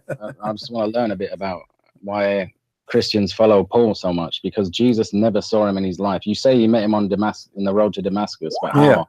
Yeah. He appeared to him. He appeared to him. He appeared to him. All the questions. Do you have a witness? Because like this is the things you're saying about the prophet. No problem. No problem. How do you know that wasn't the witness is very easy. If Paul was able to do miracles in the name of Jesus, that means he is sent by Jesus. So the Quran says that chapter 36 verse number 14 says, and the interpretation says that Paul was the most powerful messenger and he accomplished miracles. They challenged him to do miracles and he did accomplish miracles. So this is the proof that Paul was a messenger of Jesus, because in the name of Jesus I am doing a miracle because I am sent by Jesus. Yeah, but Paul, he how did he perceive this being that came to him on the road to Damascus? My friend, did your God Allah even appear to Muhammad? Look, you just changed the topic. No, I'm not. I'm just showing you. I'm just showing you your logic. Paul, he did miracles. Muhammad never did miracle. Paul, God appeared to him. Hold on, let us compare. Let us appear. Muhammad never split the moon. This is a big fat lie. Let me show you. The verse doesn't say even that. You Muslims, you are out of your mind. Where in the Quran it says Muhammad split the moon? If you show me that, I'm going to jump from the window right now. Show me, please. It's in there, man. No, show me. No, this is a big fat lie. No, you are a liar, my friend. I am not insulting you. No, it doesn't say that Muhammad he split the moon. That is a big fat lie. The chapter. Okay, read the verse for me, please. Here we go. The verse in the front of you, where it says Muhammad he split the moon. No, Muhammad was a man, a prophet. This is not the question. Where you said to me that Muhammad he split the moon. I said to you, Paul he did miracles in the name of Jesus. In response of that, you said to me, Muhammad he split the moon. Okay, where in the Quran it says Muhammad he split the moon? I don't know the exact. I can't reference it, but I have the reference in the front of my eyes. It's chapter 54, verse number 1. I'm not saying and by the way, this verse, hold on, the verse you quote for me prove Muhammad to be a false prophet. Why? Because he said that the judgment day is near because the moon is split asunder, which means the sign of the judgment started, and this was 1400 years ago. But the moon is still there, and the moon did not split. The moon did not split. This is a big fat lie. Muhammad he saw the eclipse and he thought the judgment day is coming. So he made and he fabricated a lie, says judgment day is near and the moon split asunder. But there's no moon split. That's speculation, man. My friend, no, this is not. It says there the judgment. It says اقتربت الساعة وانشق القمر. The word اقتربت, it means it's extremely soon in the corner. Okay. Can I just finish though? But you see Paul, right? The spirit that he saw on Damascus, it appeared to him like lightning flashing around him from heaven, right?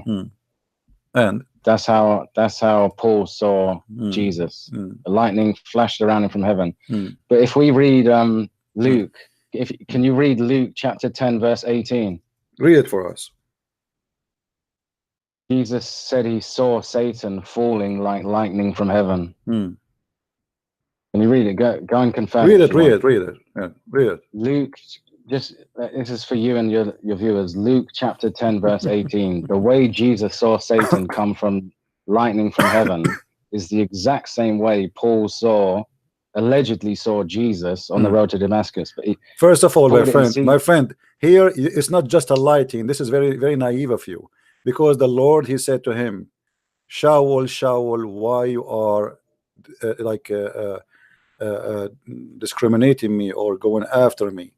Why you are? So he spoke to him. It's not just was a lighting. So why you are mixing things up? Yeah, he spoke to him, and he hold on, my friend. When you want to go and you want to compare, you have to compare between things is in the same way, in the same method, in the same accent, or the same event. It's not just a light, it's not just etc. It's God is speaking to him. So when God he spoke, how do you know it was God though? Well, here we go, because he was able to do, because he was able to carry the message of Jesus. He was able to accomplish the message of Jesus. My friend, how you know? If you want to go by how you know Muhammad is a prophet? He never have a witness. He did not. God never spoke to him. He never even heard the voice of his God. He have an angel come to him.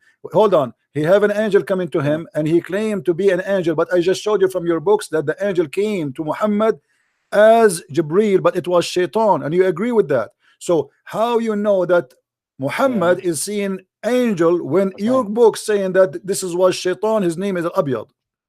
Okay, but the Shaitan came to try and corrupt the Quran, but he failed. But I'm saying Paul, my friend, how you know he failed? How you know he failed? How you know he failed? How you know he failed? My friend, if the Quran is not, if the Quran, first of all, they cannot corrupt the Quran, because the Quran itself is a corruption. Muhammad is a false prophet. Secondly, when Muhammad he said that the one who gave me that is a Shaitan, what is the proof that Shaitan gave that to Muhammad? Do you have any proof? Bro, I've already told you about that, man. No, you don't tell me. What is the proof? What is the proof that Shaitan gave that to Muhammad? It's not Muhammad. He himself is the Shaitan.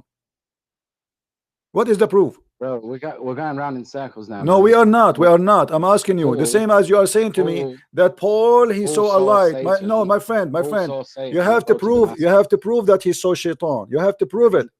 If Paul he saw Shaitan, you have to do the act of Shaitan. Did Paul commit crimes? Did he was adulterer? Did he was a thief like your prophet? He was a child molester? He was a criminal? He was what? He wasn't a child molester, man. Why do you say that? Well, Muhammad, he did marry a child 6 years old. But this is a big fat lie. Here we go. We go to the hadith again. Your Aisha, she's saying that. Is Aisha the wife of the prophet? She did not know when Muhammad he married her. So when you speak against Paul, you have to give me a reference to say Paul was a bad person, because Jesus said, from their fruits you shall know them.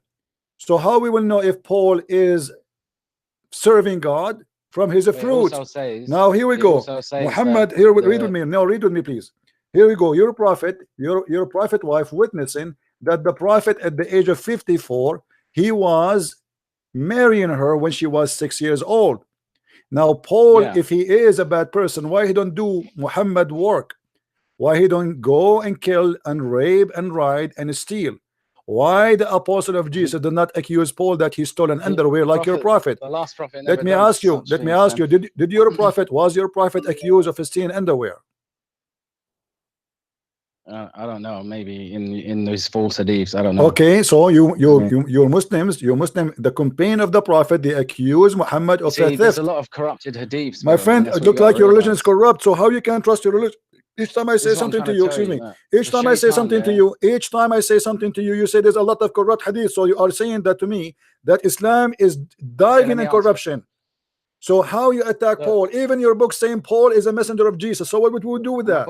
Stop falsely attributing Paul to and let me ask you a very simple question. Why your Muhammad, the smart Muhammad, the inspired Muhammad, the prophet of Allah Muhammad, why he did not notice that Paul, the way appeared to him is the same as Shaitan appeared to Jesus? Why he is a fool but you are smart? Why the hold on. Why the Muslims today? Hold on, shut up, hold on. Why the Muslims shut up? You want to talk over me? Go. Why the Muslims today, they say to us, we found the name of Muhammad in Isaiah. Why Muhammad did not say, go and open Isaiah and read this verse for me? You Muslims knows but Muhammad do not know. Allah told you but he did not tell Muhammad. Why you Muslim, you say that the comforter is Muhammad? Why Allah did not say to Muhammad, here we go, tell the Christians, I am the comforter? Why Ahmad did that? He came 1400 years after Muhammad, saying that Muhammadim in the Song of Songs. Why your stupid Muhammad did not say, hey, open the Song of Songs, I am there? Why you Muslims keep saying to us that our prophet was a donkey, but we are smarter?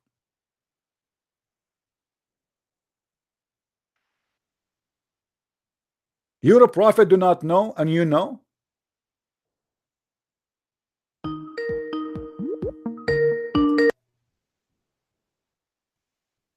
Are you going to answer me, my friend? Hello, Christian Prince. Yeah, why your You're prophet right. do not know what you know? I want to ask you, how come your knowledge is a lot more powerful than your prophet? It isn't. I get all my knowledge from him. Okay, why your prophet never mentioned once the name of any of the apostle of Jesus? He didn't mention Paul. Why? That's what I'm trying to tell No, you. did he mention John? Did he mention John? Did he Paul was mention the- John? Did he mention Peter? He mentioned Yahya, yeah. Who's Where he mentioned Peter? Give me John the reference. Give me the reference. John the Baptist is not an apostle of Jesus, my friend. I'm talking about John. Yeah, he was a prophet. He was Okay, a prophet. where he Matthew, mentioned, Mark, or Luke, where and he, John. where your prophet mentioned the names of the apostle of Jesus? How we will know who That's they are? the- Why your prophet did not do his job as a prophet? Shouldn't he tell us? Well, he wrote exactly what he was told to write. Where? No. You see, there's something missing here. You are saying he wrote exactly what he'd been told to write. Is that the shaitan told him not to write about the apostle of Jesus? What he will lose if he tell us more information? Who are they? The Huriyin, the Hawariyin? Who are they? Those guys? I don't know, man. But all I know is the real apostles were all murdered. Let me ask you a question. Okay, no problem. Okay, later. let me ask you a question. When your scholars they say that Paul he did miracles in the name of Jesus, why your scholars are lying? My scripture doesn't say that, though. My scripture doesn't say that. No, your scholars they saying that in their reference, going back all to the days of Muhammad. So why they are saying that? Why they are lying to us? They're not lying, man. Why? What do you mean they are not lying? They might. Paul is okay. the black sheep of Christianity, man. He's the one who made you guys my worship. friend, first of all, this is Jesus, stupid of you, so. because if Paul he did something different, this is mean it should be total different from what is taught in four gospels in total agreement with Paul. So you are lying again. Four gospels in total agreement with Paul. All the four gospels say that Jesus is God. Paul says Jesus is God. Four gospels they say, hold on. Four gospels says that Jesus was crucified. Paul he says Jesus was crucified. Everything the four gospels teach, Paul he teach. So you are lying again. Paul wasn't there though. Doesn't matter. What do you mean that wasn't there? No, he was there. No, he was there. He was sending letters even to the apostle who they are exist in the time of Jesus. What are you talking about? He was there. And you are lying. And you Muslims, you have a copy paste. You see, when I ask you, you see how stupid you are. Let me show you how stupid you are. Who is the first Muslim? He said Paul is a bad person. Wait, I'm not saying he's bad. I'm saying no. You are attacking Paul. I'm asking you, who is the first Muslim? He said Paul is a bad person. I don't know. Then shut up. Then shut up. You are a copy paste. You are a copy paste. You are a copy paste. Don't call me again. I don't talk to liars. Either you tell me, be honest with me. Then tell me, be honest with me. Where you learn that Paul is a bad person from who? Tell me. You tell me. Who is the one who told you that Paul? I'm telling you from my own research. That's a lie. Research in what? Research in where? Why do you always think everything's research by who? Even your books is against what you are saying. So you are saying to me, I go against my books. No, I'm telling you from Luke 10:18. I want you to tell me. I want you to be honest with me. I will go back with zero. In chapter 36, verse number 14, who are they, the three messengers of Allah? I don't know. I wasn't there. Then shut up. I know. No, Al-Qurtubi said, Ibn Kathir said, At-Tabari said, shut up, liar. You see, when they want, they say go and see the scholar. When they want, they don't want the scholars.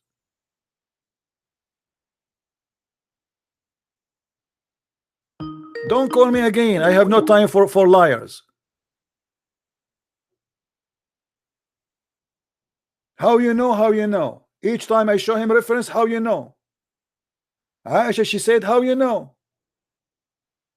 Al-Jalalain said, how you know? How we can talk about anything with someone like this? How you know? How you know that this is true? Muhammad have no witnesses. Muhammad, he saw an angel with 600 wings. The angel he squeezed Muhammad, no witnesses. Hello. Are you there?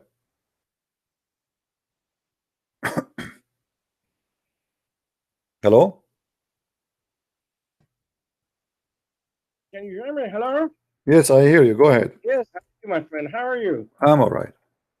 Are you good? My friend, I just want to ask some questions just quickly because, you know, I'm running from far, but the 2 Timothy, I like you very much. You know that I really like you. I like you But I too. just got- But what about what we said, my friend? You don't want to talk about it? Is there a shame in chapter 36, verse 14? Listen to me quickly, my friend. My friend, quickly too. I want to know from you as a Muslim. I want you to tell me, you as a Muslim, who are the 3 messengers of God in chapter 36, verse number 14? Come to that. Can we have time? You jump. No, we are not jumping because this is our topic. You call me, this is my topic. You are the one is jumping.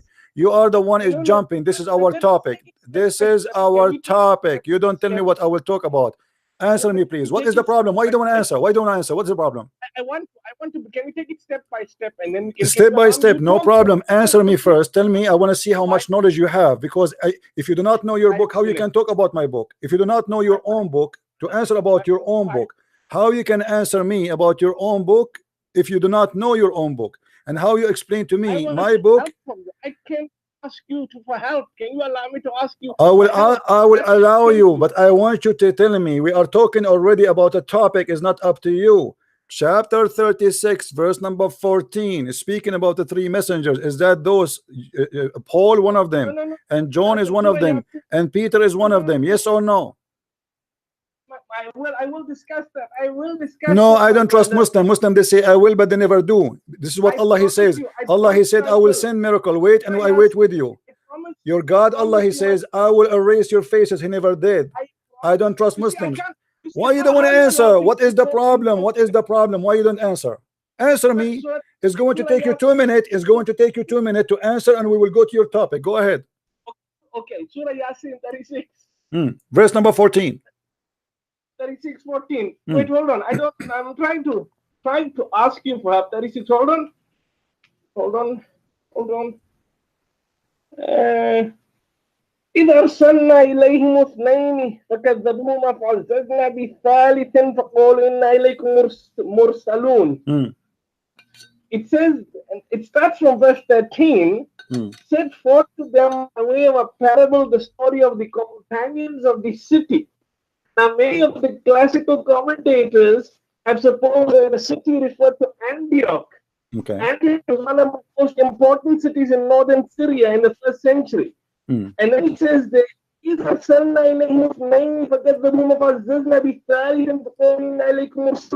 when we sent to them 2 apostles, they rejected them, but we strengthened them with a 3rd. They said, truly we have been sent to you. Now Allah sends His apostles or teachers by 1 or 2s, and when the opposition is great, He considers it necessary. He supports them with others. Their mission is divine. The message is expressed in human language, but it exposes itself as evil. Who are those messengers? My friend, you are talking too much. You are not giving me the answer. Who are they, the 3? My question is, who are they? You talk too much like a Britnet women. How many messengers are 3? What is their names? Make it simple. What is the names of the 3 messengers? The Quran does not mention the name of the messenger. It's mentioned, and you are a liar. This is Ibn Kathir in the front of me. Read Ibn Kathir. No. Commentary. Ibn Kathir is in the front of Ibn Kathir is in the front of my eyes. If someone says 700 years from now Christian Prince is a donkey, must I believe him? Ibn Kathir came 700 years later. Okay, no problem. Okay, hold on. Which is interpretation you like? What is the early interpretation you like to show you? Shut up.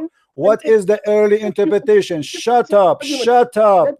Shut up. Shut up. Let me get you shut up. What is the early interpretation you like me to show you? Give me the earliest and we go there.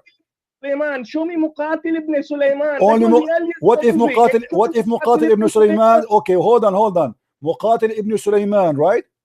Okay, if I show you Muqatil ibn Sulaiman, you are not going to say I don't agree with him. What if Ibn Sulaiman never mentioned that verse? What we will do? Well, then we have to go to, for example, but listen to me. Can I talk? Who is the one second after Muqatil ibn Sulaiman? Who is the one? Who is your choice of after Muqatil ibn Sulaiman? Muhammad Asad. Muhammad Asad. Muhammad Asad is an early. How many years Muhammad Asad is? Have you heard of Muhammad Asad? I am learning from you. Who is Muhammad Asad? Tell me, who is Muhammad Asad? Heard of Muhammad Asad was a Jew who became a Muslim. Mufassirin. Okay. Muhammad Asad. So now, okay, so a Jew who became a Muslim. How many years after Muhammad? Many years after Muhammad. Many years. So, but you are the one who said to me.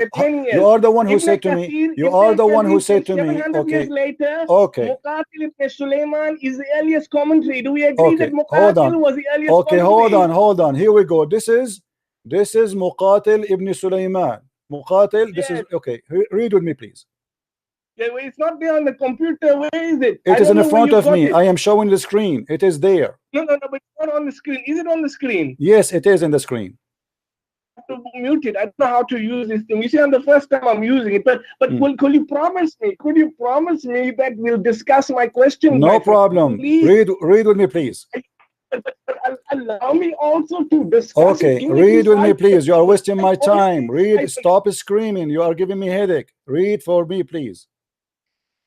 Yes, I cannot see on the screen. I've got YouTube. It's not open. Can you read what Muqatil says? Go switch to YouTube. I want you to read with your own eyes. I want you to read with your own eyes. I want you to read. Zakir, my friend. Zakir Naik is my friend. I can get him to debate you too. You know that? Who is you? Who? Zakir Naik is a good friend. He will not even dare. He will not even dare to say hello to me. I get him, you will be surprised. You wanna bet? You wanna bet? You wanna bet? You wanna bet? You wanna bet? We can do a bet. I don't no cheat, problem. I don't gamble, okay, I challenge you. I challenge you. Okay, deliver my, as long as he is your friend, deliver my message to him. And by the way, I challenge him. I challenged him many years ago. He challenged him many years ago, and one of his admin in his page, I don't know if it's him, he said, you have to bring with you 2,000 people and I will debate you, which means he's making it impossible. No, I know, but okay. My friend, don't change the topic. Read with me. This is Muqatil. This is Muqatil. This is Muqatil. This is Muqatil. Let us go to the topic. Yes. Read with me. Yes. Read. Yes. فإذا انشقت السماء فكانت وردة كالدهان وانشقت السماء فهي يومئذ وهي إذا السماء انشقت. I'm not so sure. What are you talking about? My friend, what are you reading? What are you reading? What are you reading? What's on the screen? I've got what on the screen on my. I don't know what's on the screen. It doesn't show that in the screen. What are you talking about? What is? فإذا انشقت السماء فكانت. Maybe your internet. Refresh the page. Refresh. I'm going to try and refresh the page, my brother. I like you very much, but please allow me to talk because I'm never given the permission to talk here. That's all I want. No, but you see, because I have my experience with Muslims, they always jump from a topic to topic to topic. No, but I'm different. It's very unclear. For one year, it's very unclear. It's very unclear on my screen, but it's highlighted in blue. I will read for you. Your Arabic is funny. You don't know Arabic. Let me read for you. فكذبوهما فعززنا بثالث okay, read it for me. Go ahead, read it for me. You are giving me headache, my friend. Seriously. فكذبوهما فعززنا بثالث. That is from Surah Yasin. That's the actual. And then of course subsequently the فقوينا بعني فشددنا أرسلين بثالث حين صدقهما بطوا حدود الله وحين أحيا الجاري. I'm from India. وكان اسمح شمعون, and I'm also without vowels. وكان الحواريين, that's the حواريون is the disciples of Jesus. حواريون وكما وصي عيسى عيسى ابن مريم. The disciple وكان الحواريون كما عيسى ابن مريم. It doesn't say Paul here. It doesn't say my Paul. friend, read. We are laughing. Continue. Stop screaming. Stop screaming. Stop screaming, please. You are giving me headache. Read, please. Okay, I'm sorry, my friend. I don't mean to offend you. Okay, go on. Start. Please continue. Please continue. Continue reading. Okay.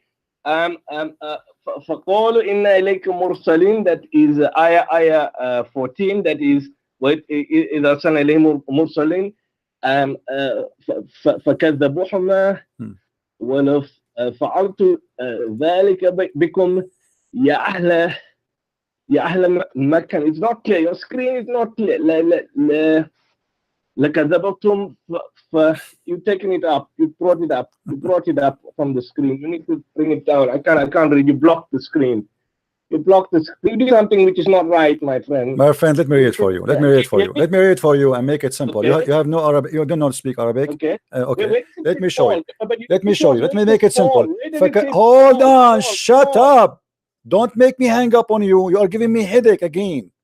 I am speaking for many hours and everyone is shout in my head. Please.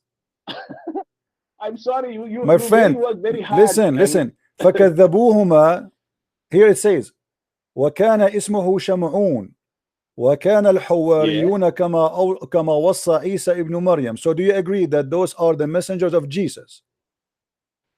According to the commentary, it says messengers of Jesus. Thank you very much. Those messengers here in the same interpretation, they did miracles. Shamoun. So Shamoun, you're saying is Paul. My friend, no problem. Hold on. How Jesus? This is you see, I showed you where it says Paul. You don't like it, you want this one. Here we will get you busted again, because even if it doesn't say Paul, it says that Jesus is God. Because how the messenger of Jesus, they can do miracles in the name of Jesus? How the messenger of Jesus, they can be hold on, shut up, hold on. How Shamoun? Hold on, how you just to show you how stupid Muslims are. Here it says the guy you choose for me, he named Thomas as Toman. Who is Toman? And then he calls someone his name Wanunos. This is Bolos. This is Bolos in the front of you. He called him Nunos. It's in the front of you. It says, read with me, read, you idiot, read. It says, Toman and Nonos. He is quoting Bolos as Nonos. Who is Nonos? Okay, I want you to tell me. I want you to tell me who is Nonos. Hold on, shut up. Who is Mr. Nonos? Abdul, who is Mr. Nonos? Shut up. Shut up, please. Second, who is Mr. Nonos? I will shut up. Who is Nonos? Okay, who is the disciple of Jesus? His name is Nonos. Is that Bolos? And the dictionary does my friend, who is Nonos? This is the name. This is the name of a person. Who is Mr. Nonos? There's a guy, his name is Toman. This is Thomas. And the guy, his name is Nonos. This is Bolos. Otherwise, you tell me who is Toman. You tell me who is the messenger of Jesus. My friend, you are giving me headache. I want you shut up for the sake of the shin of Allah. Who is Mr. Nonos, please? Okay, who is Nonos? Let us take it one by one. Let us take it one by one. Who is Nonos? Who is Nonos? Okay, so you say is Paul. You say Nonos is Paul. I am asking you. No, I don't want you to believe he is Paul. I was asking you, who is Nonos? Nonos is not Paul. How you know this is not Paul? Okay, who is Tom? There's two guys. I tell you. If you look at Lisan al-Arab. Just go. Lisan al-Arab. You don't even know how to speak Arabic. Who is Nonos? This is Paulos. The guy is stupid. Even Paulos in Arabic, they quote it wrong. The same as you quote Isa. Who is Isa? They got all the names wrong. Toman and Nonos. We never heard of a guy, his name is Nonos. This is Paulos. And who is Toman? This is Thomas.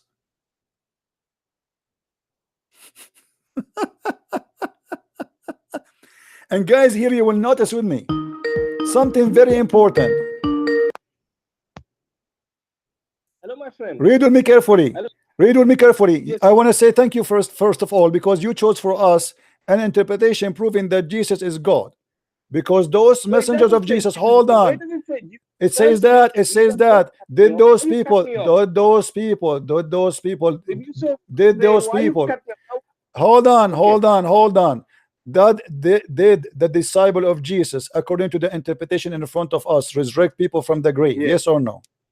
Yes. How they can do that? According to the interpretation, Tuman and Nunus are described as the disciples here, but nowhere in the Arabic text or scripture or the Arabic dictionary does it say that Nunus is Paul. Okay, tell me who is Nunus. Okay, show me who is Nunus. Show me who is Nunus. Hold on, don't be stupid. Show me in any Islamic reference who is Mr. Nunus. Nunus is someone that is identified as Nunus. We are unknown who he is. Who is he? Unknown. Is unknown. Suddenly, there's nobody in history reported someone. His name is Nunus. My friend. Okay, hold on. I will go with you. No, so you are saying to me you do not know who is Nunus. Who is Toman? Tuman. It's not Toman. Toman. It says Toman. Okay, who is Toman? Who is Toman? Tuman is not Thomas, brother. Who is he? Tuman is not Thomas. Who is he? Tuman is Tuman. Who is he? Tuman is Tuman. How come nobody report this? I mean, how in the world, you Muslim, you come with this? Who is this guy? Nobody heard of him. Nobody heard of Nunus. Obviously, this is a misquotation for the names, the same as your prophet. He called Isa. Nunus is Paul. No, according to Christian princes, Nunus Paul. Because this is nonsense. Will you tell me this is what? This is a Fambulos. Okay, who is he? You have to tell me then who is he. And at the same time, hold on. Let everybody will laugh at you. Hold on. Don't make me hang up on you, please. I'm losing my patience. Let us go with the three messengers, who they are: Toman and Nunus and Shamun. Is it true here they are saying that they resurrected people from the graves? Okay, so who is Shamun? This is not a question now. Forget. Those are the three messengers of Jesus. Forget about who they are. Hold on. Don't play games. Three messengers of Jesus. They are resurrecting people from the grave. Tuman and Nunus. Now who is Shamun? You tell me who is Shamun. You tell me. I don't care for the name. Now what I care for, shut up, you donkey, shut up. You are an insult for humanity. You cannot even have a conversation. I am asking you a very simple question. If those are the messengers of Jesus, how Jesus can make them messengers who can do miracles? Is he God? He's not God. So how he can make three men, how he can give the authority to three men to be messengers of him, in the same time they can do miracles, including resurrecting people from death? The Quran in Surah 36, verse 13, 14, and 15 does not. Jesus gave authority to them. It speaks about when we send to them two apostles, they rejected them. Who is we? We is Allah. When Allah sends, unless you're saying Jesus, Allah, which is nonsensical. Thank you very much, guys. Did he say? Hold on. He just said the one who sent them is Allah. But the interpretation you choose for me, it says they are the Hawariyin of Isa and they are the messengers of Isa. Read with me. Hawariyin of Isa. But where does they say? My friend, it says it's hold on. They are the apostle. Okay, hold on.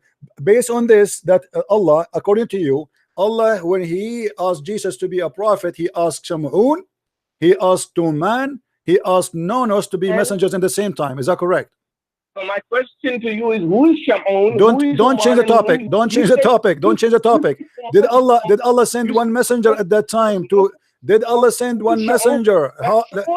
Don't be stupid. It says there, those are the Hawariyun of Isa. وَكَمَا وَصَّى Isa ibn Maryam. Listen. Let me get you busted. This is your interpretation. It says, كَمَا وَصَّى Isa. Shut up. Let me talk for a second. Shame on you. كَمَا وَصَّى Isa. وَكَمَا وَصَّى Isa ibn Maryam. فَقَالَ إِنَّا إِلَيْكُمْ مُرْسَلُونَ.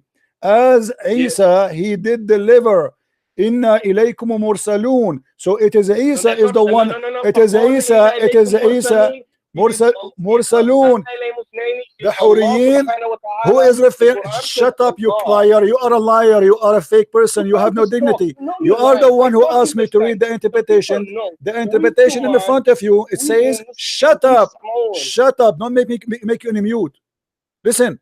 Does it say here that the one who sent them Isa, kama wassa Isa ibn Maryam, they are saying we are sent to you as Isa wassa. Does it say that in the interpretation? Okay. Does it say that we are sent to you as kawasiyat Isa? Go ahead. Yeah, can I talk? Can I say? But I want you to read the sentence in front of you. I highlight the sentence for you. Read it. Go ahead. My brother, can I respond, please, my brother? I'm giving you time. I am not your brother. I am not the brother of the devil. Go ahead. Okay, can I respond? Because go ahead. It's important that I also get time to answer, and I hope you don't cut me off. But you respond. Respond what I highlighted for you, please. Go ahead. And I will highlight that is basically the tafsir you are giving, but we have to take you back. We have to take you guys, back to what now the tafsir he gave me. Shut up. I have no time for you. Now the tafsir is not good. He is the one who asked me to go to this tafsir, and now the tafsir says that, but we have to go back. The tafsir says that. Suddenly the tafsir is bad. You fought me for the last hour. Don't call me again. I am done with you. You fought me for 1 hour to show you this tafsir. You refuse Ibn Kathir, you refuse Al-Qurtubi, you refuse Al-Jalalain. You said, I want this guy. I die for this guy. This is my man. Don't call me. I have no time for kids.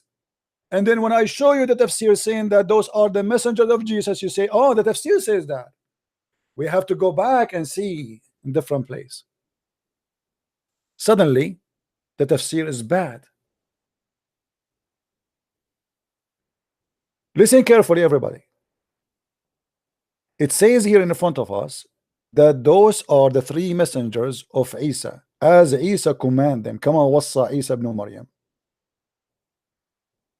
And then they took them to dead women, to a dead woman, and they resurrected the women from the grave. فأخذ شمعون قبضة من تراب قبرها فوضعها على رأسها ثم قال عودي مكانك فعادت. And Simon Peter, Shamun, he took a grab of sand, a dirt from the grave, and he put it in the top of the dead woman, and he said to her, in the top of her head, and he said to her, go back where you came from. And she came. And nobody believed, even though he did the miracle, except a guy, his name Habibun Najjar, and he was one from the children of Israel. Here we notice something very important. The Quran confirms that Jesus is God, because the Quran says, as he said, we sent messengers. The tafsir says, kama wassa Isa ibn Maryam, as Isa he command, inna ilaykum mursalun. When they said to you we are sent, he connect that to say, as Isa he command, kama wassa Isa. And they accused him of a lie.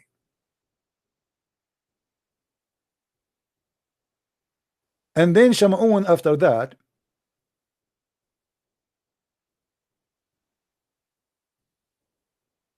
he went with his 2 messengers, which means they are 3. They challenged them to do a miracle, and they resurrected a human being from the grave. By the power of who? By the command of Isa. Here Islam is in a big shame, because the Muslim, they say to us, Muhammad, he said that between him and between Isa there is no messengers. Let me show you how stupid Muhammad, how we got him busted. Between me and Isa there is no messengers.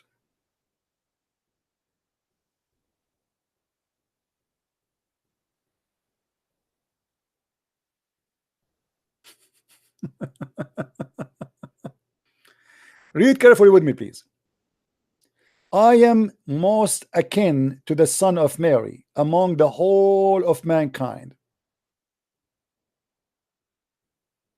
and the prophet are different mothers, but one religion, and no prophet was raised between me and him, Jesus. Now, by the way, it doesn't say even there no prophet, but it's meant there's no messenger or prophet between us. How Muhammad, he said there's no messengers between me and Isa, and the story in the interpretation and in the verses, in all Islamic scholars, they agree that those three are the messengers of Jesus. And they are powerful messengers. Muhammad himself, he could not resurrect people from death. How the messengers of Jesus, they can resurrect a human being from death? And this is written in your Islamic books. You quote for me what is enough to prove that Jesus is God and Muhammad is a scam. If I am a prophet, Muhammad, as an example, he sent Muhammad. Hold on, my friend. Hold on. Don't call me now. Let me finish my my topic. Muhammad, he sent Dahya al-Kalbi to the king of the Roman as a messenger.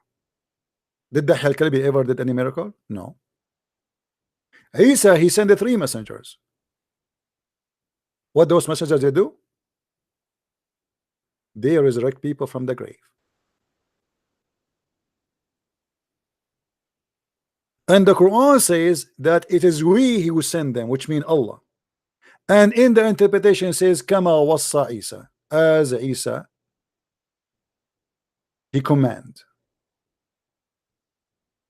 When we got this guy busted, he says we have to go to different place. Suddenly he don't want this interpretation. You can call me now, my friend.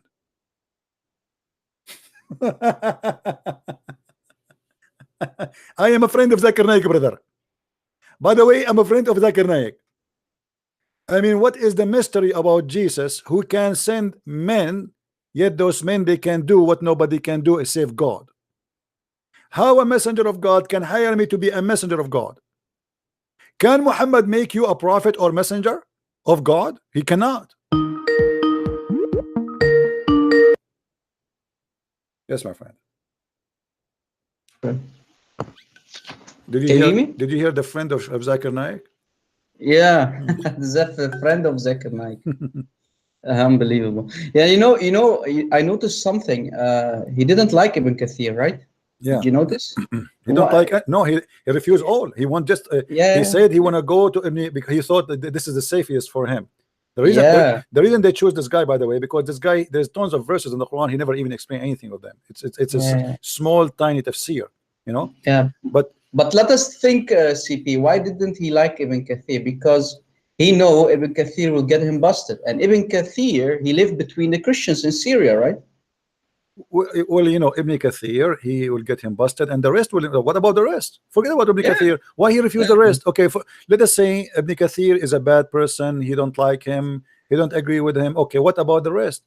We can read all kind of interpretation. I can change. I showed him Al-Baghawi. What's wrong with Al-Baghawi? Al-Baghawi became Pupu now. Ibn Kathir himself, Ibn Kathir, he quote from Al-Baghawi, which mean Al-Baghawi is the master of Ibn Kathir. Okay, why we don't want Al-Baghawi? No, we don't want Al-Baghawi. We want something earlier. Actually, I like to have the earlier one of Islam. But you notice with me, suddenly he said to me Ibn Asad. You know, okay. So when he want, here we go. Like, you know, when we ask a Muslim which one you like me to quote for you, yeah, they choose what is fit and sweet them. Supposedly they think this is the best. And here we go, this guy, he fought hardly to get something. Like, as an example, here we have a guy, his name Zayd ibn Ali. He is older than Muqatil ibn Sulaiman. Yes. Okay, if we show him Zayd ibn Ali, look what Zayd ibn Ali will say. Nothing. This is interpretation. Look at this. He just quote the verse. There's no interpretation. So usually they try to quote for you someone who said nothing. The less he say, the less he exposed. This is the point. I want to get you someone who don't speak too much, because we Muslims, the more we talk, the more we do poo-poo. Yes, safe, to be safe, right? Yeah, you will notice that the earliest scholars in Islam, they did not even explain those verses, most of them. Like this guy, Abdullah Sufyan ibn Sa'id al-Thawri, who is 161. You see, I'm trying to find the earliest Muslims to go there. But anyway, his choice. This غريب القرآن زيد بن علي. Yeah, a couple words only. Yeah, couple of words. What about the Tabari or Qurtubi? All of them, all they agree. All they agree. You see, they can. This is why they stay away from them. But he chose. He thought by choosing this guy Muqatil ibn Sulaiman, he can get away with what we are trying to say and trying to prove. And as long all the Muslim scholars agree that those are the messengers of Jesus, and the same time they were able to do miracles, and they are commanded by Jesus, not by Allah. Christian Prince, that's not only it. You know, this Mufassir that he loved to quote and that you discussed for the last 30 minutes. He mentioned Toman and Nunos and Shamun. He asked, who is Shamun?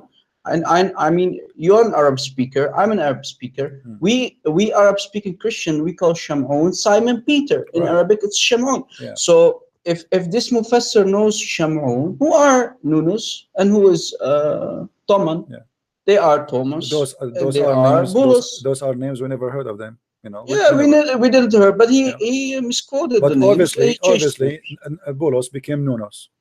Yeah, Bolos became Nunos. Yeah, and Thomas became Toman. But another damaging thing. Where did this Mufassirun get those names from? They got it from the Christians around them. Yeah, and how they knew about the story of Antioch. Yeah, you know, in Antioch, you know, all of us where you knew, get it from? all of us we knew that this is a story mentioned that this actually the first name was given to us as a Christians when they went to the city of Antioch. Yes, you know, and I'm originally, my friend. Originally, I'm from Antioch. I am from Antioch because the Christians, the early Christians, lived there. My family, all my family are from Antioch. All right, okay, good for you. So yeah, they got it from the Christians, and now all of a sudden the scholars and no one agrees with another. This is Islam. Pick your cherries, pick what you like. Yeah, right? Anything is embarrassing. Suddenly they want to. Suddenly Ibn Kathir. By the way, Ibn Kathir is a big scumbag for me. He's a big fat liar because Ibn Kathir, all his book is written just to defend Islam, not to explain the Quran. Yeah. But even though he is written a book to defend Islam, he get himself busted. And by the way, even Bolos, we Christian, we don't say Bolos. Bolos. Look at this Bolos. You know, they cannot even quote any name correctly. Yeah, we call him Bolos or Rasul. Arab Christians, that's what we call him, right? Yeah, Bolos. They say Bolos. You see, here this is the translation in English for you, but in Arabic it's really funny. And as an example,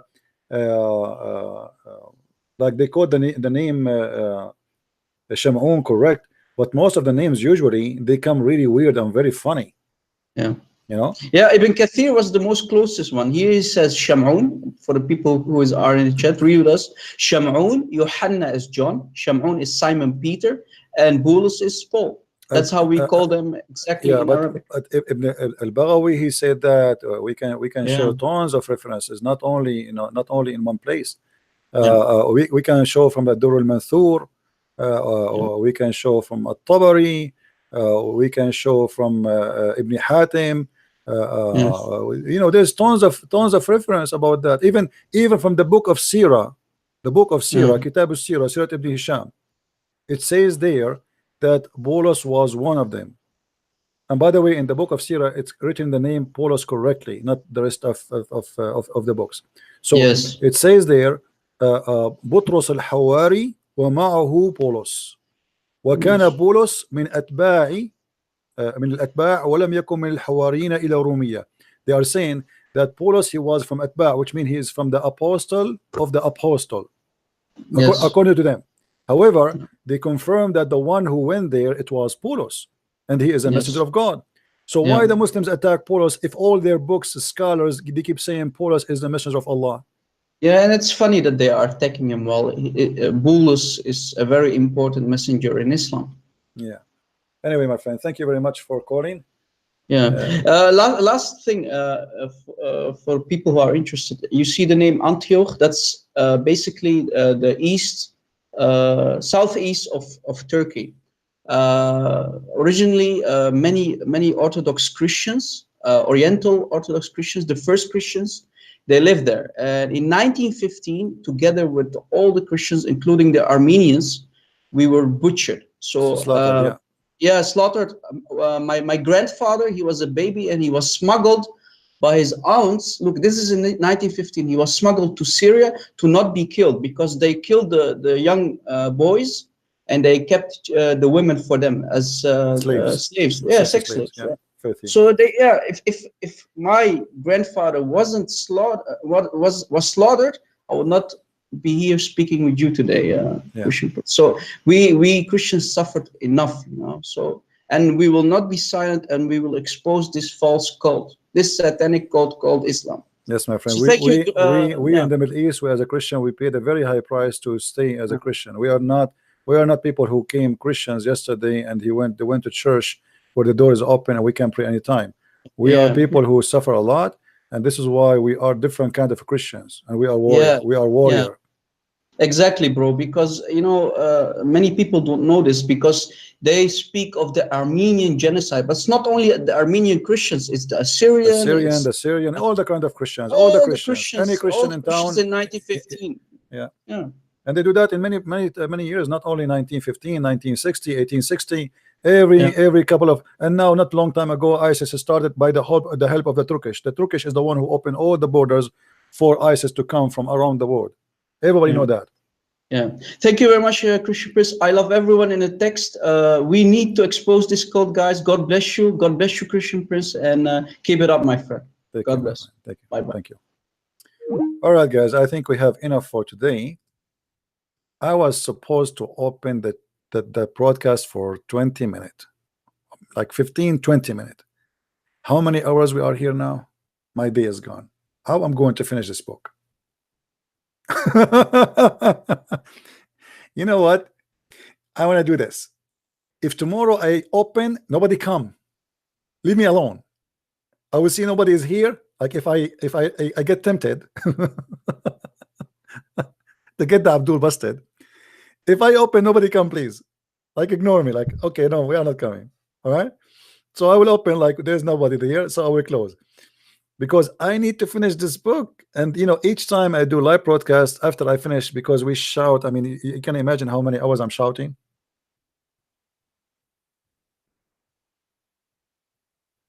It is a headache, very bad.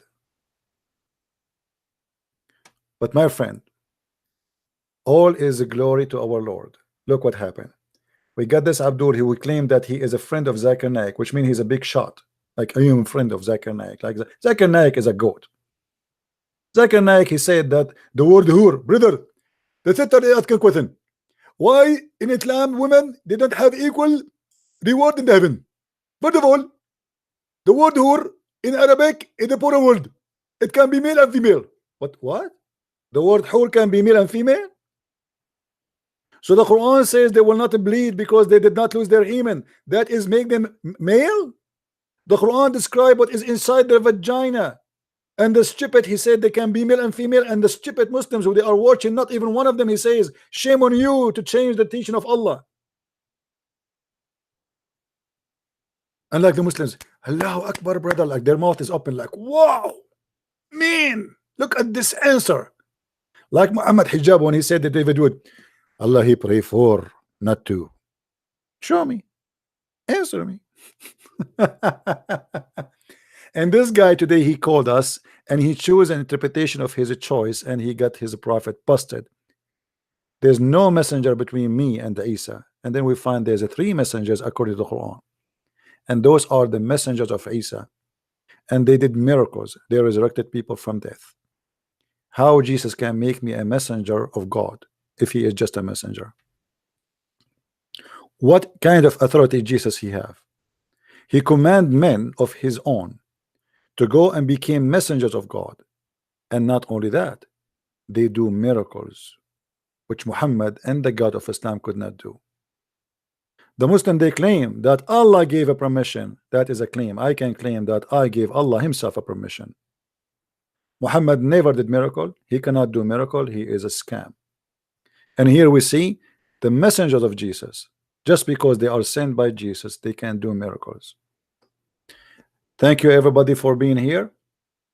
May the Lord bless you all.